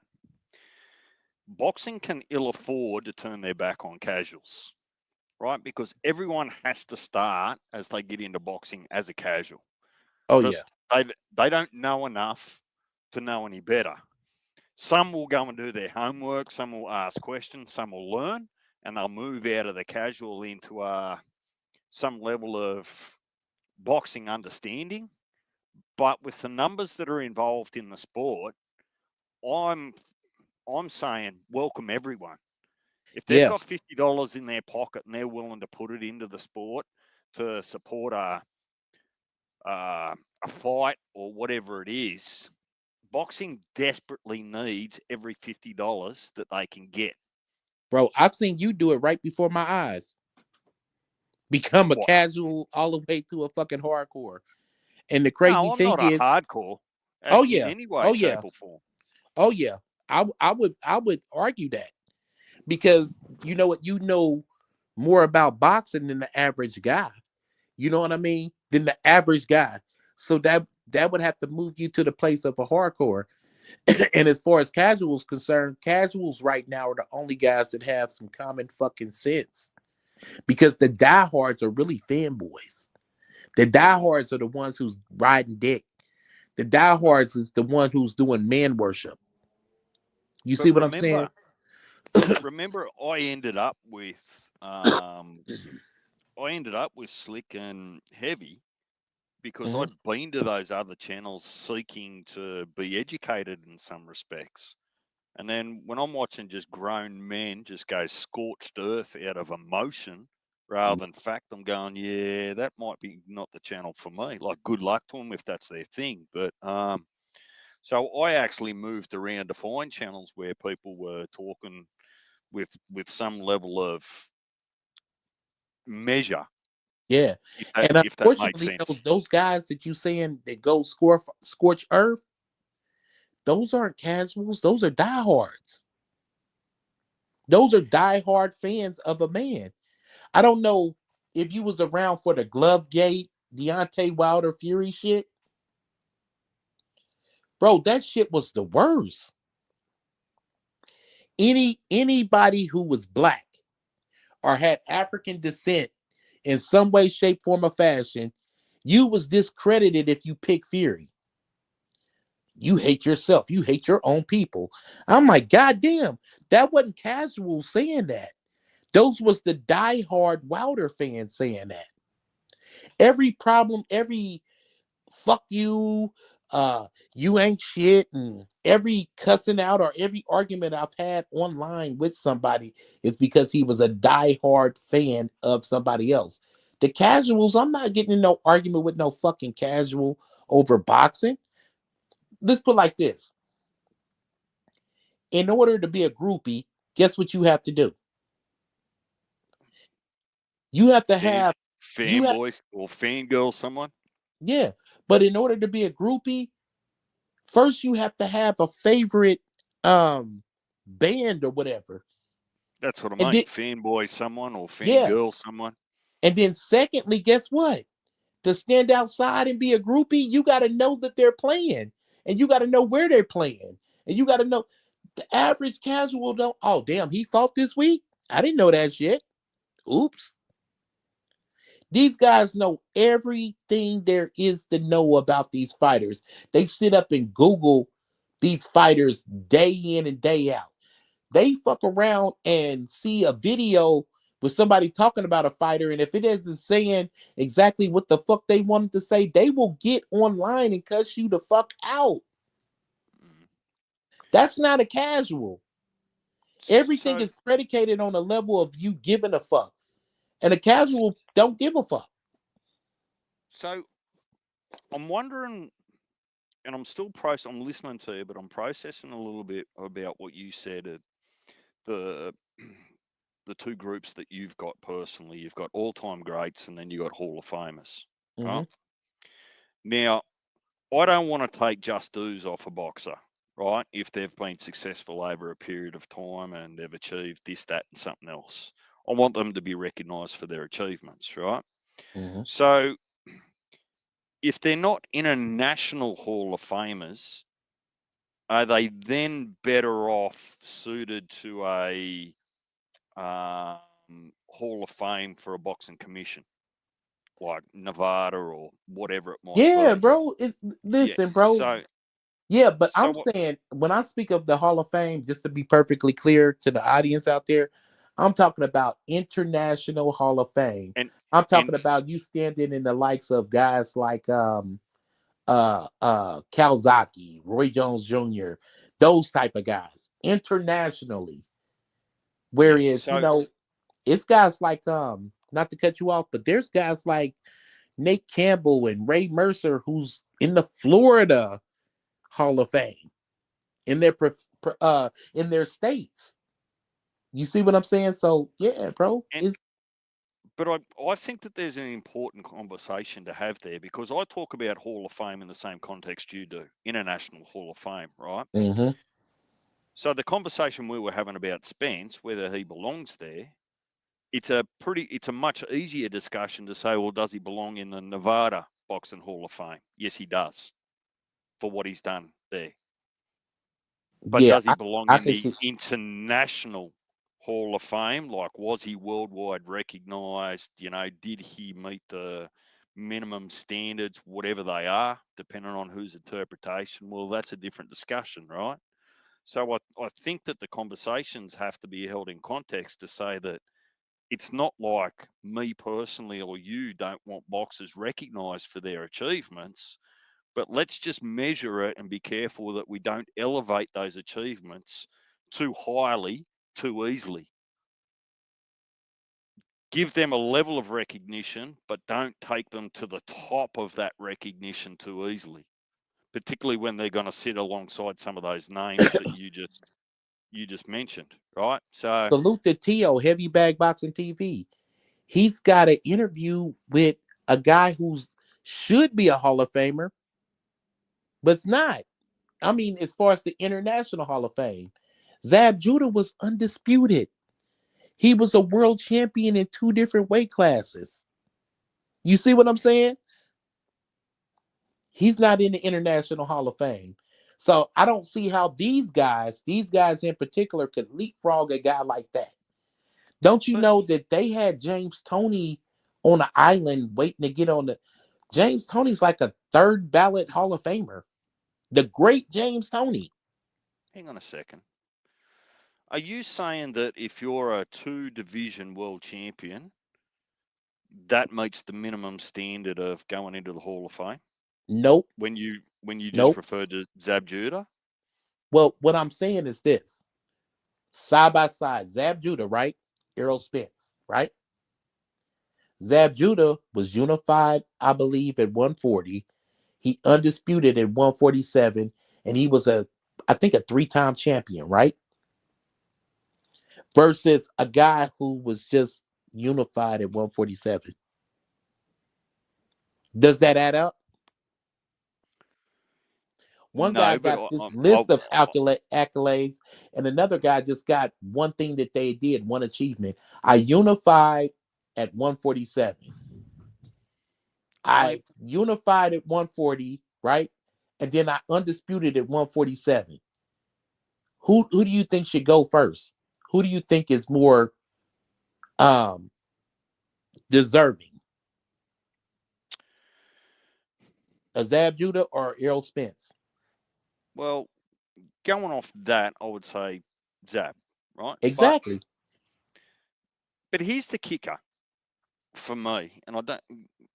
There's a couple of things that need to be logical to me. They don't have to be logical to you or anyone else. Mm-hmm. When we talk about, and it's the first word's really important. International Hall of Fame, not US Boxing Hall of Fame, not Mexican Boxing Hall of Fame, not Puerto Rican Hall of Fame, International Mm-hmm. Hall of Fame. Mm-hmm. So that in itself, by definition, suggests that you needed enough accolades and recognition worldwide for your name to sit up there. Like worldwide, you had to ring bells. Well, you had to be a name that was synonymous with at least most of the boxing fans around the world. Look, there's going to be casuals and bits and pieces that might not pick it up because they don't watch boxing. I'm not including them in the discussion, but if you've had 40 fights in America and you've been dominated across multiple divisions Mm-hmm. and you haven't fought outside of America or you haven't fought international challenges, how does fame in the US automatically transfer to fame or international credibility outside of the US? That is my exact point, bro. Because guess what? We could go in a time machine, me and you, right? Let's say, I believe like 25 years ago, right? Well, hold on. Probably about, I don't know. Yeah, probably about what, 25 years ago, right? And we would be arguing and going back and forth over the welterweight division, me and you, because you would be rooting for Costa Zoo and I would be rooting for Zab Judah. You understand what I'm saying? Yeah. And even though But, Zab came out on the losing end of it, that's international shit. The guy that well, they gave Danny Garcia all the credit for beating Lucas Matisse, Zab beat the shit out of him first. He had wars with Cotto. He fought everybody. You see what I'm well, saying? So that's yeah. international shit. So, so I would hope then that the international committee that makes the final first or second ballot approval for Hall of Fame inductees, I hope that there's a good international representation at that brains trust, right? And Mm-hmm. so if there is, I'm not going to undermine them and saying you're making bad decisions. I'm just saying that, I don't know, say there's 8 seats. I don't want 8 seats of US, 7 seats of US, and 1 seat of UK, right? Exactly. Exactly. Yeah. So as long as you know that the the larger entities of international boxing are included in that conversation, then who am I to complain if they do tap Errol on the shoulder and saying, "Oi, get ready, buy a suit, we're going to induct you," right? I'm not going to be mad about that. That's out of my hands. Yeah. It's a guy I on there, an international guy who's not American that I don't agree with. I don't believe that Carl Froch should be an international Hall of Fame guy. Me personally. no, we probably shouldn't be anything some days. Right. He should But just be hey, quiet. he's in there though. Yeah, but oh, look, and I don't get to choose who it is up there. I'm just suggesting that got to be careful to represent international notoriety when you're just a big name in a certain country, and that goes both ways, right? If there was an Aussie boxer over here that just cleaned up domestically and didn't fight anyone overseas, UK, US, wherever they come from, just because they were so successful domestically, probably doesn't allow them the same resume to be allowed to sit up there with the best of the best in the International Hall of Fame. So I'm not making a rule for US. I want that Yeah. stipulation to be no matter where you come from, Yeah. because And see, this it, is the thing. This we is the thing. we know enough about. Here's the kicker, right? We know enough about Inoue, for example, and his feats, who's not Australian, who's not UK, and not US, not Mexican, not Puerto Rican, but his international notoriety will probably support him at some stage, probably being a first ballot. Yeah, I believe it too. I believe it too. Look at it like this, though. Okay. And I'm going to dumb it all the way down. For those Americans out there, okay, we have a Hall of Fame amongst our our homeboys, right? Our little clique of friends, right? They vote me, Slick, and Tio and Punch in the asshole Hall of Fame. But Mark doesn't get in. That's the point I'm trying to make, bro. Like, not you didn't put Mark in there? No, Mark just hasn't been allowed to have his title fight yet to prove that he fucking belongs there. You see what I'm saying? Like Mark, not Mark, bro. You feel me? So in that way, I understand with the bias. Like,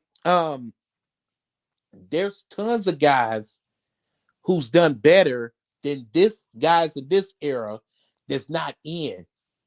I'm not hating on this era, but there's a ton of guys who've done way more than these guys in this era that's not in. So all right. So just quickly, right?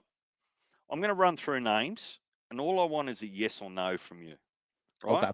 Okay. And the question is, have they fought outside of the US? All right. Okay. Yeah. Okay. Usyk, Yes. Joshua, Yes. Canelo, Yes. Janabek, Yeah. Charlo boys, I don't believe so. Thurman, Yes, he just did. Pacquiao, He just did. Spence, Yes. Crawford, A couple of times. Shakur, Yes. The Padley fight. Tank, No. Inoue. Yes. So you're starting to pick up what I'm putting down. Right? Bro, that's what I've been saying. Do you understand? And that's why I've been using Tank this whole time as the poster child of what the fuck?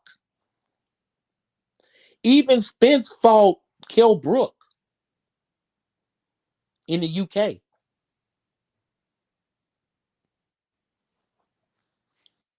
See, I think that gives them credibility, right?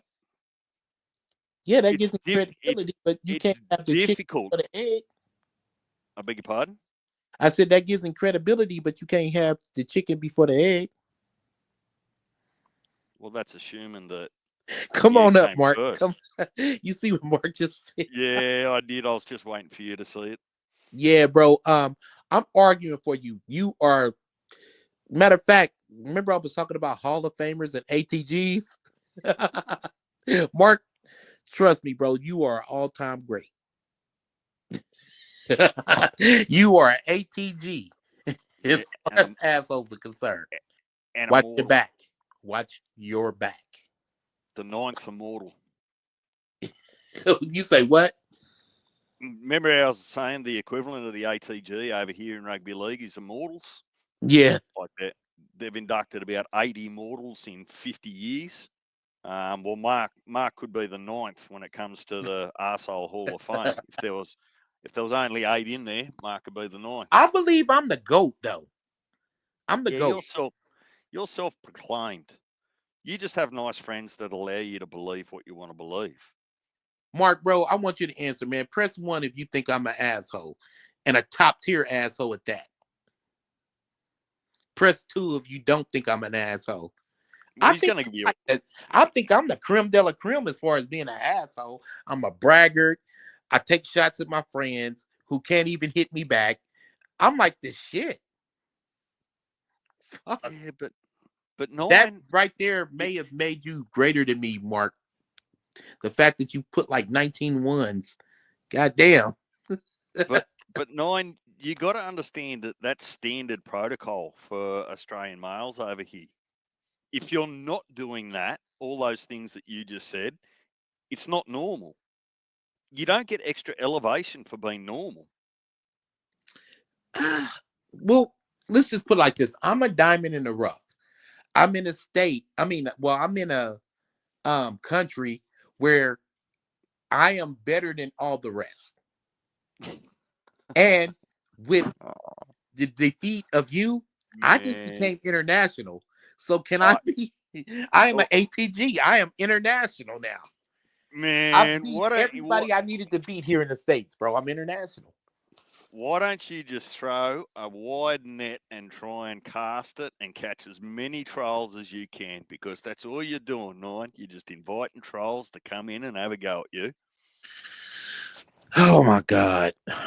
Listen, attention all trolls. If you're not from the United States of America, don't try it. Because you can't do nothing to me.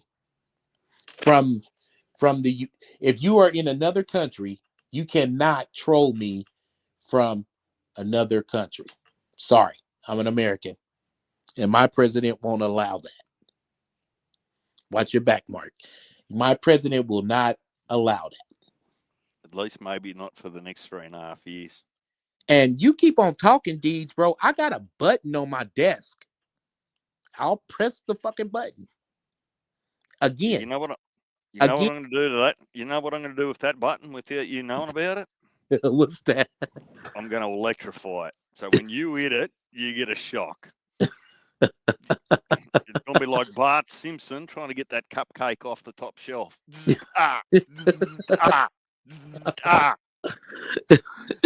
With that being said, I'm about to end the show. You stay by your fucking phone and don't duck the smoke. What's up, Pale, man? The G'day, brother Pale that just walked in, man. I was just about to end shit too, man. Well, invite him up. You haven't heard from Pell for a little while. Yeah, man. Come on up, man. Come on up real quick, man. They're solid, Pell, because I've got to go and relieve myself. G'day, Pell. Good timing. Hey man, I just got what's good with DJ? Hey man, I just got your text, and I was like, damn. What, was you working and shit? No, bro, I was in the next room watching the game and shit. You doing your Sunday shit? Yeah, I was in the room. I said, "Oh shit, no." I'm like, man, let me tap in with bro. Been on in eons. With man, productive ass. Yeah. Shit, man. I was just about to get off this motherfucker. Yeah, I see. That's why bro. That's why I got up here real fast. I'm like, damn, I'm like, man, let me get up on here right fast. And we had a show too, man. You missed Slick though. Slick was up here too. Oh, bro was up here? Oh shit. Yeah, man. Yeah. You know what I'm saying? Man.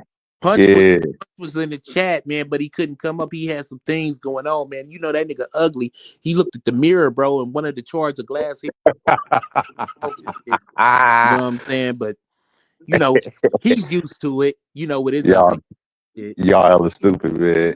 Yeah, man. But yeah, bro, I'm about to go on and get off of here, man. Yeah, for sure. I got a question though before I go though. Do you think one last question. You look at Keith Thurman, right? Well, you look at Mayweather, Cotto, Pacquiao, and Timothy Bradley. You put them on a group, right? Right. Earl Spence, Keith Thurman, Bud Crawford, and Sean Porter. You put them in a group.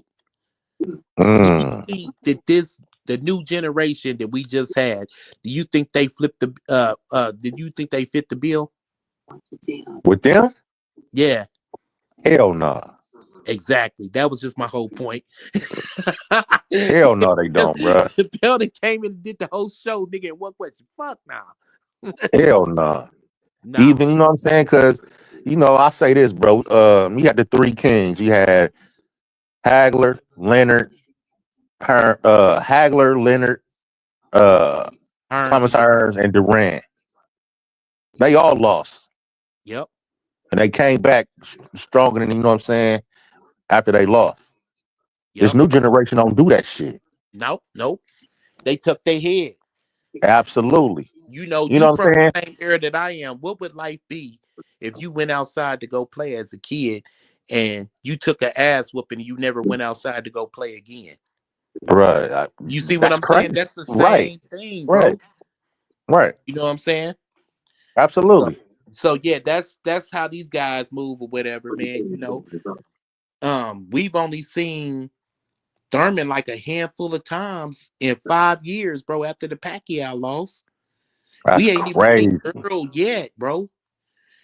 Porter lost the Bud, bro, and it's like, fuck it, I'm done. Yeah. Danny Garcia got knocked out by Laura, like, fuck it, I'm done. Man. So think None of the about it, that greats. shit was a wash. And I didn't even include Danny Garcia in, well, did I? Yeah. Nah, I didn't include him in that. Right. And You know what I'm think saying? about it, nah. Vince? None of the greats would have Nah. did that old weak ass shit, bro. They would have came back stronger than what they left with. And that's what I'm saying, bro. Like, these guys, to me, they didn't flip the bill as far as being famers. So to me, all the arguments of these guys being Hall of Famers, bro, did that shit.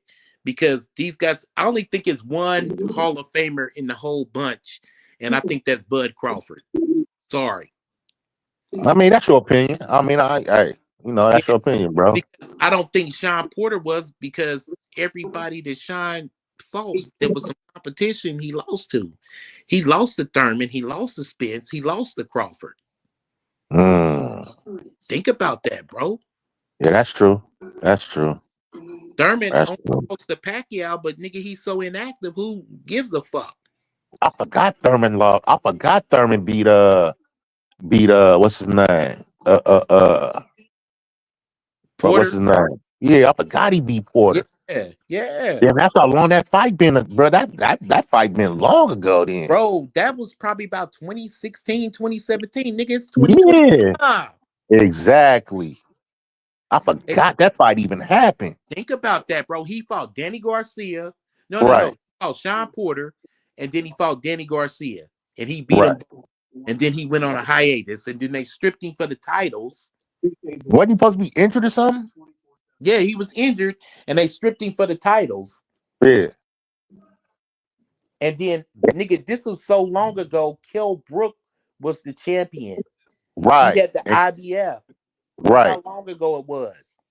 Right. That's crazy, bro. Paulie Malignaggi and Andre Berto was still fighting at that particular time. Think about Andre Berto. Facts. That's wild. Bro, just think about that timeline, bro. That's been hella long.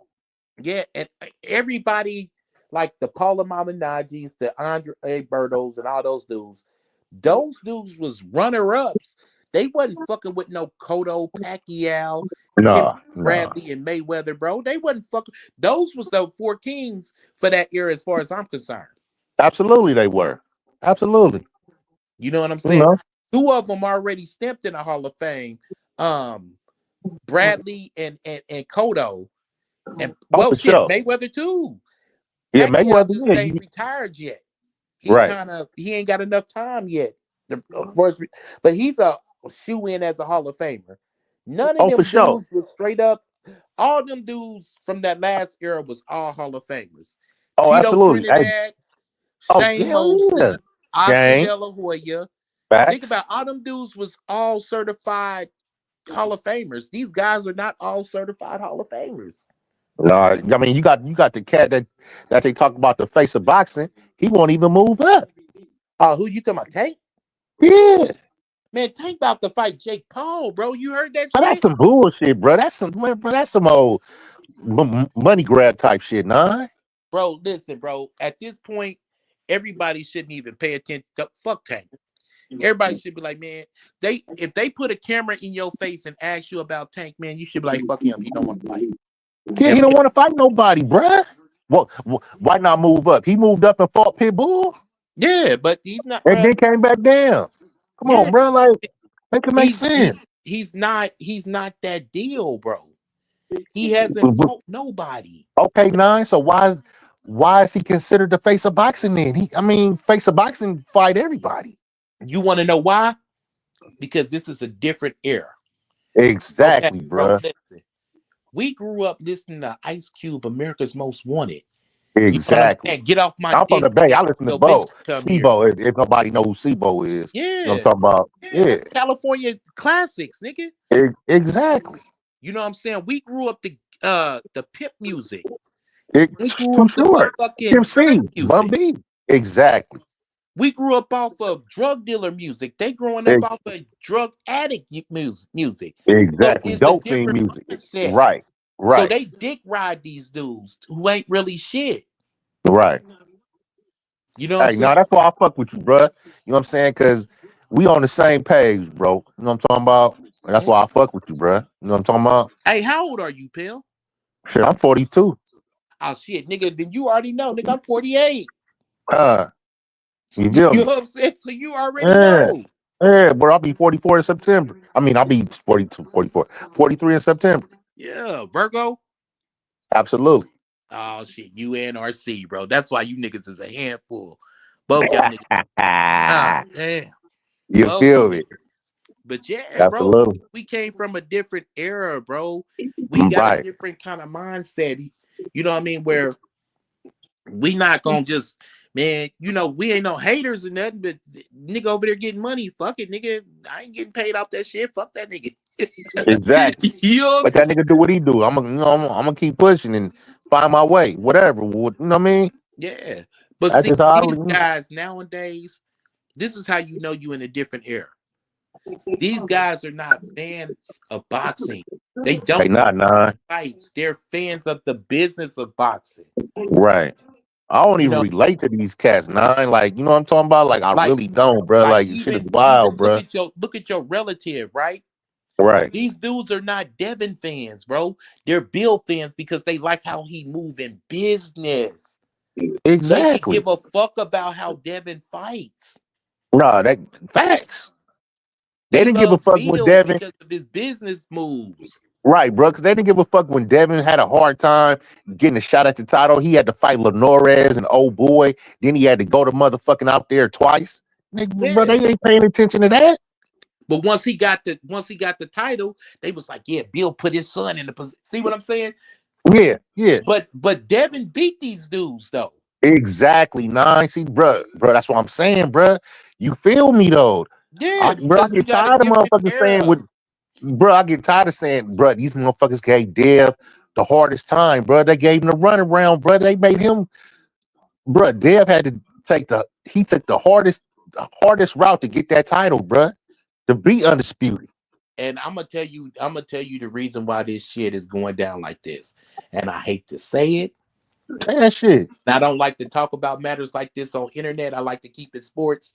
But right. Is you had so many African American males raised by their mothers, so they approach shit like a bitch with a exactly, bro. Oh, look at his hair. He got his hair done. That nigga got braids in his hair and shit.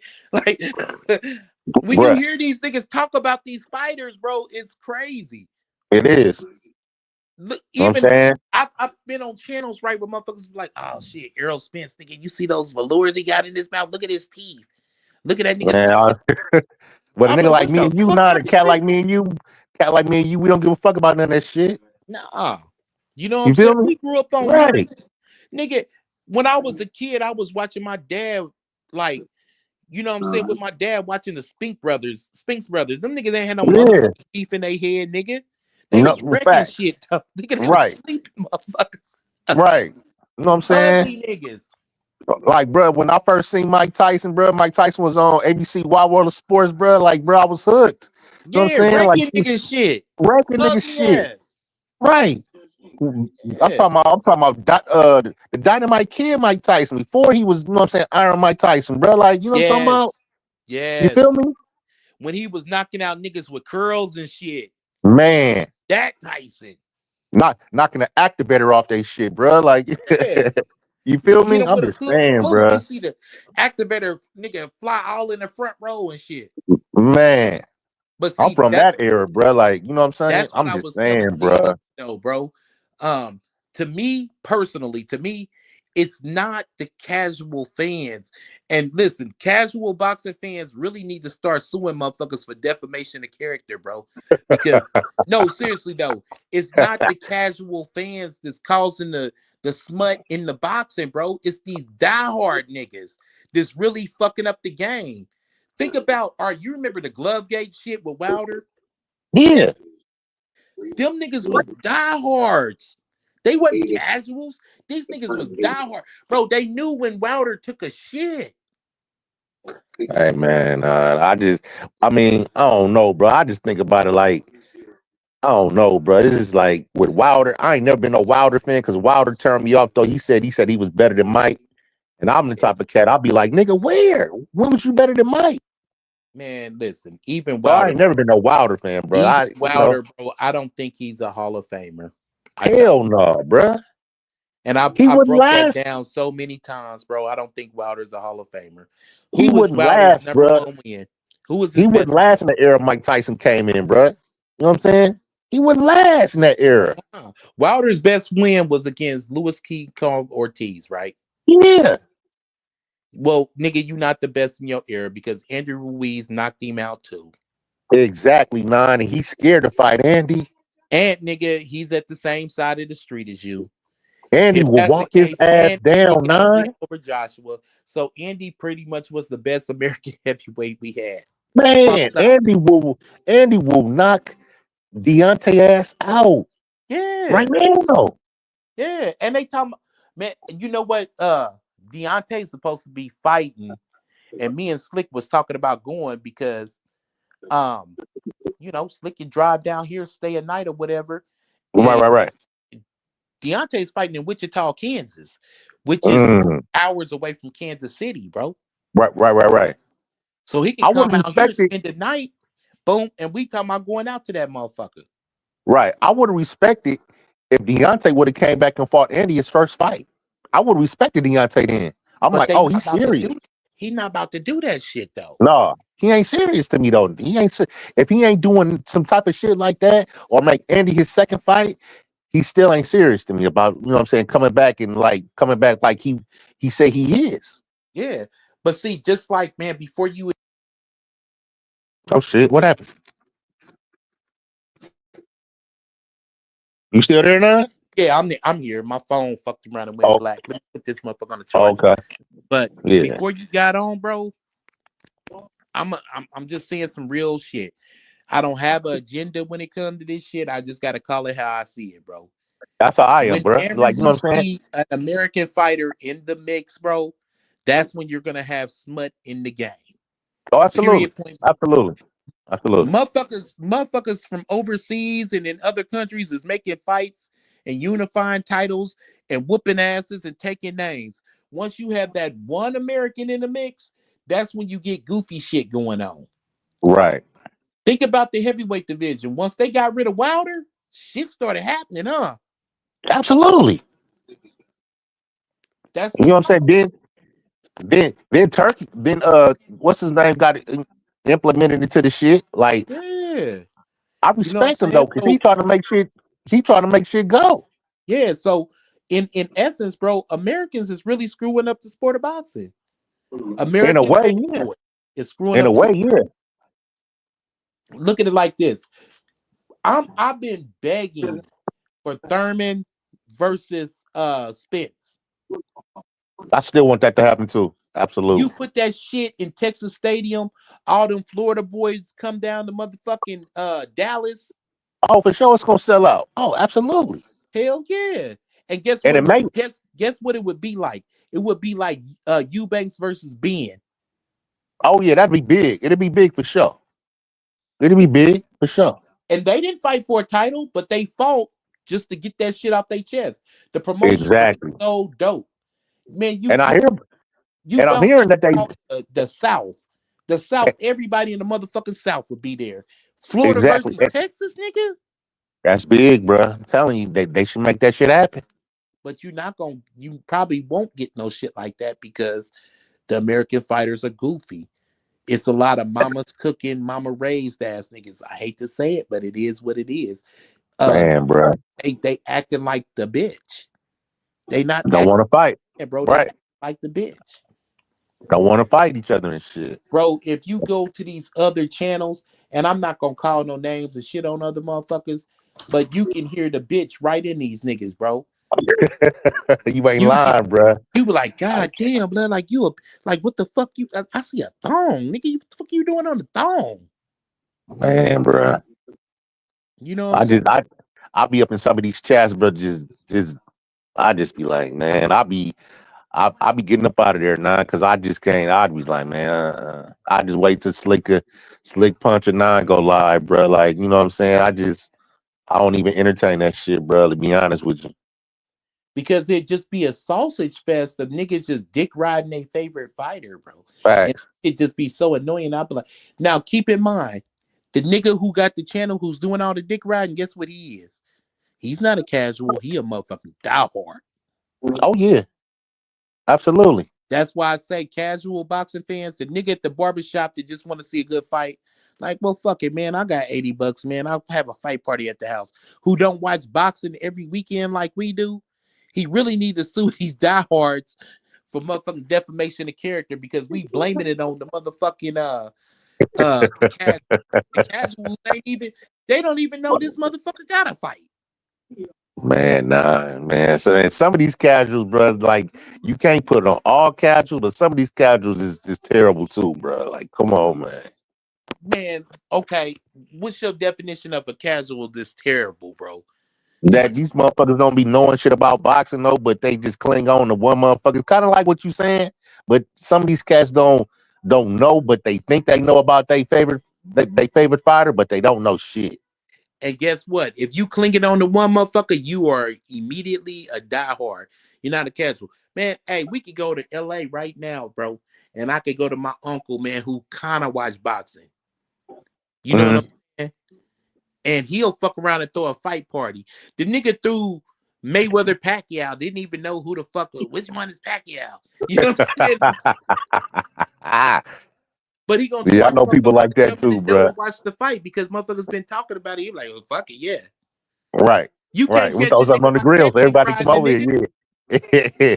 Yeah, I got partners like that too. Like, oh man, I'm gonna throw something on the grill, come through. I don't know know nothing about these two motherfuckers though, but nigga, we gonna make it an event. You know what I'm And talking guess about? what? Them is the niggas that need to sue for defamation of character. For real, because they really don't know shit. Oh man, this shit is wild, man. You can't make this shit up. Deej, Can't you are make it not up, a man. casual. Nigga, you are not a casual. You know more than two fighters, nigga. You are not a casual. Yeah, DJ, you went a casual, bro. Stop Real it, shit. DJ. Yeah, Deej, you are not a casual. Them days Stop are it. past, bro. Like, you know what I'm saying? Even with Rob, I'm like, bro, you are not a casual, nigga. You know more than two fighters, nigga. Stop bullshit. Man, for real. Excuse me. Real Man, shit. bro. But yeah, with that being said, man, I am about to go get my ass something to eat. That chicken? That bird, huh? Hey, real shit. Hey, no, you ain't wrong. I'm about to eat some bird myself, bro. You Hey, ain't wrong, nigga, bro. I'm just saying, bro. technically it's Mexican. Hey, you ain't wrong. Hey, man, I got me a chicken bowl from Chipotle, nigga. So technically it's Hey, Mexican. you ain't wrong, bro. Do your Does that thing, bro. classify as bird still? It's Mexican. Absolutely. It's Mexican. Absolutely. You know what I'm saying? What's that? A polio? Oh my What they God. call that shit? Man, I'm here in the Midwest. They don't have not one Pollo Loco on this motherfucker. For real? None. Well, I Not got a gang in the out. bay, bro. Man, only thing like Carl Jr.'s is called Hardee's here, bro. Yeah. But it's pretty much the same thing, right? Kinda. You know what I'm saying? Like, you know how like in Carl Jr.'s and shit, they'll have like the green chili burgers and shit. Yeah. They'll have that same burger, but it be like a pineapple burger. I can't have no burger, no pineapple on that shit. Don't seem to like sound right. Hawaiian pineapple burger. Yeah, I seen a commercial of that shit. I was like, huh? Yeah, bro. But I just want some Pollo Locos, bro, and an In-N-Out burger, bro. And for the record, though, anybody, man, from Texas, I hate to say it, but In-N-Out is kicking Whataburger's ass. Sorry. Just it But is. In-N-Out. In and Yeah. Out ain't fucking with Five Guys though. Shit. For real? That's, Shit. man, Y'all I would got take a In-N-Outs Five over there in the Guys Bay? over In and Out any day, bruh. Y'all got In-N-Outs over there in the Bay? Yeah. Okay. Because I done been to the Bay a handful of times, but when you go to the Bay, nigga, you don't want to go to, you don't want no motherfucking cheeseburger, nigga. I'm going straight to Jack London's and hit up Scott's, nigga. For You feel what sure. I'm saying? Absolutely. That's my Or you gonna spot. ride out, to shit. Me, shit. If I want to like sit down and have something cool, I go to like, damn. I go to like Maestro's in San Jose or Roof Chris. You know what I'm saying? Oh yeah, bro. You can't That's go. my chick favorite spot, Roof Chris. You know what I'm saying? Yeah. She want to dig in a nigga pockets or whatever. So, you Hey, know, do you go to LA's much? You go to LA much? every now and then though, but you know what I'm saying? Matter of fact though, we got an LA trip coming up. Nigga, when you go downtown, go to Lowry's Steakhouse. You know the Lowry seasoning salt? They got a steakhouse, bro. Oh, for real? Yeah. I didn't know that. That's where the Lowry started from, is from the steakhouse. That was the seasoning that they put on their steak. Bro, I did not know that, bro. That's some news. Yeah, go to I did not Lowry's. know that shit. Hey, Yeah. bro, you ever been to the Pantry House in LA? Nah, what? It It's, depends on what. it's like a Nigga, breakfast spot out there. They just closed it down, bro. Like every time I hit LA, I used to go. Hit that up. They is it just off of closed it down. Sepulveda in back of that motherfucking Target? No, it's over there by the Staples Center a little bit. Ah, yeah, bro. It's That's on over a there. whole, that's on a whole other side to where I be. I be like right by the airport. I'm from Okay, Inglewood, so okay. I'm right there by the airport and all that shit. Yeah, yeah. Because I I'll be remember like when right off of Manchester. you ain't never went to the Pantry House tonight, and you from that Nah, part? you know how goofy LA be at times, bro. You Yeah, can't just LA go hella every. big, bruh. LA hella big, but it is, but it ain't at the same time. You feel me? Yeah, everything runs Yeah. straight through. You know what I Right. mean? If you Right. stay on the street long enough, you'll be there, like type shit. Right. Now it may Right. be a hellified mission, nigga, getting caught up in them lights and shit, but you drive straight through, you got it and shit. Yeah. But Kind of yeah, remind me bro, of the Bay though. You know what I'm talking about? Like certain parts. yeah. But like Yeah. I like in LA though, I'm from Inglewood, bro. So like my go-to is I gotta get Roscoe's. I might shoot Hmm. Hollywood, man, and get me a Pink's hot dog.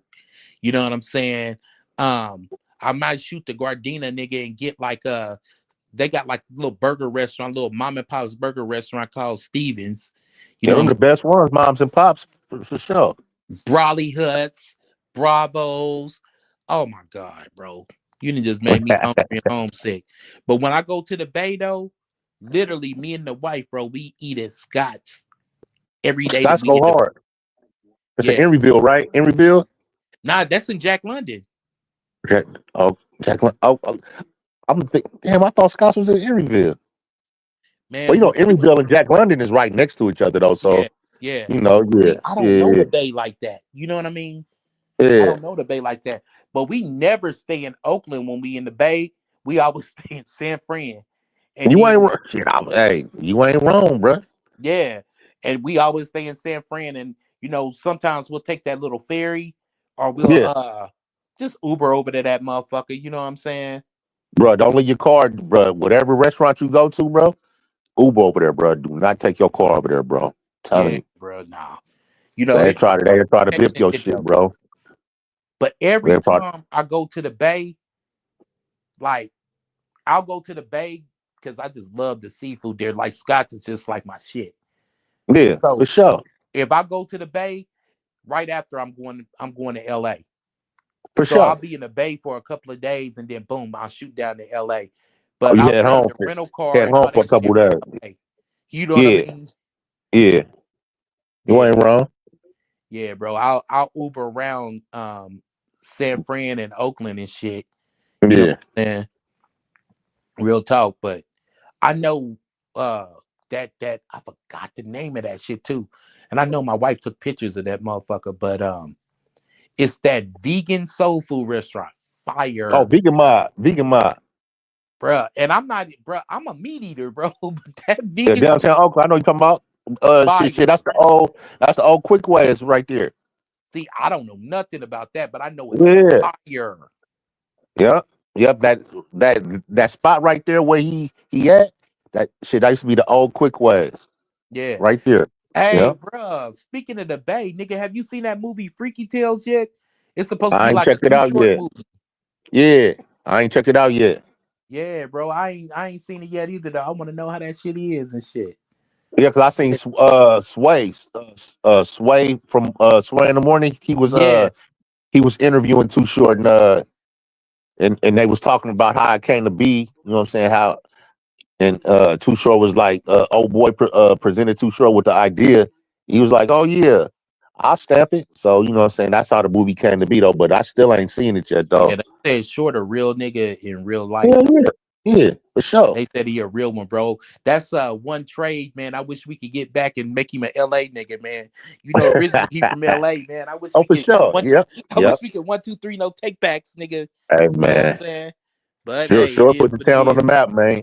He put Oakland on the map. That's one thing he did do. Like all the rest of these rappers, they got to pay Short homage.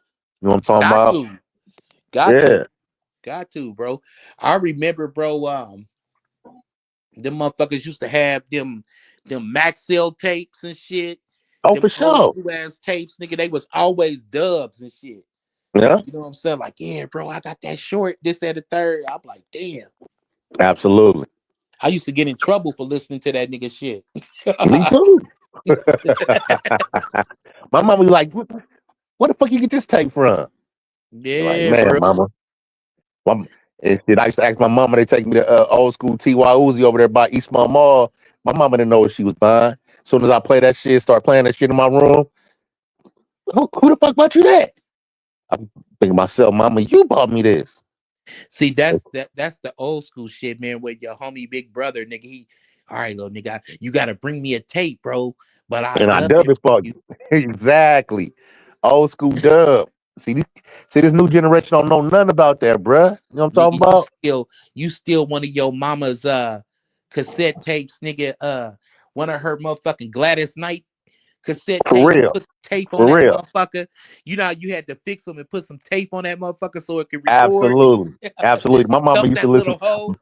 Yeah, my mama listened to Luther Vandross and all that shit, bro. I used to be dubbing all over that shit. Where my Luther Vandross tape at? I'm like, I don't know, mama. I Real don't shit. know.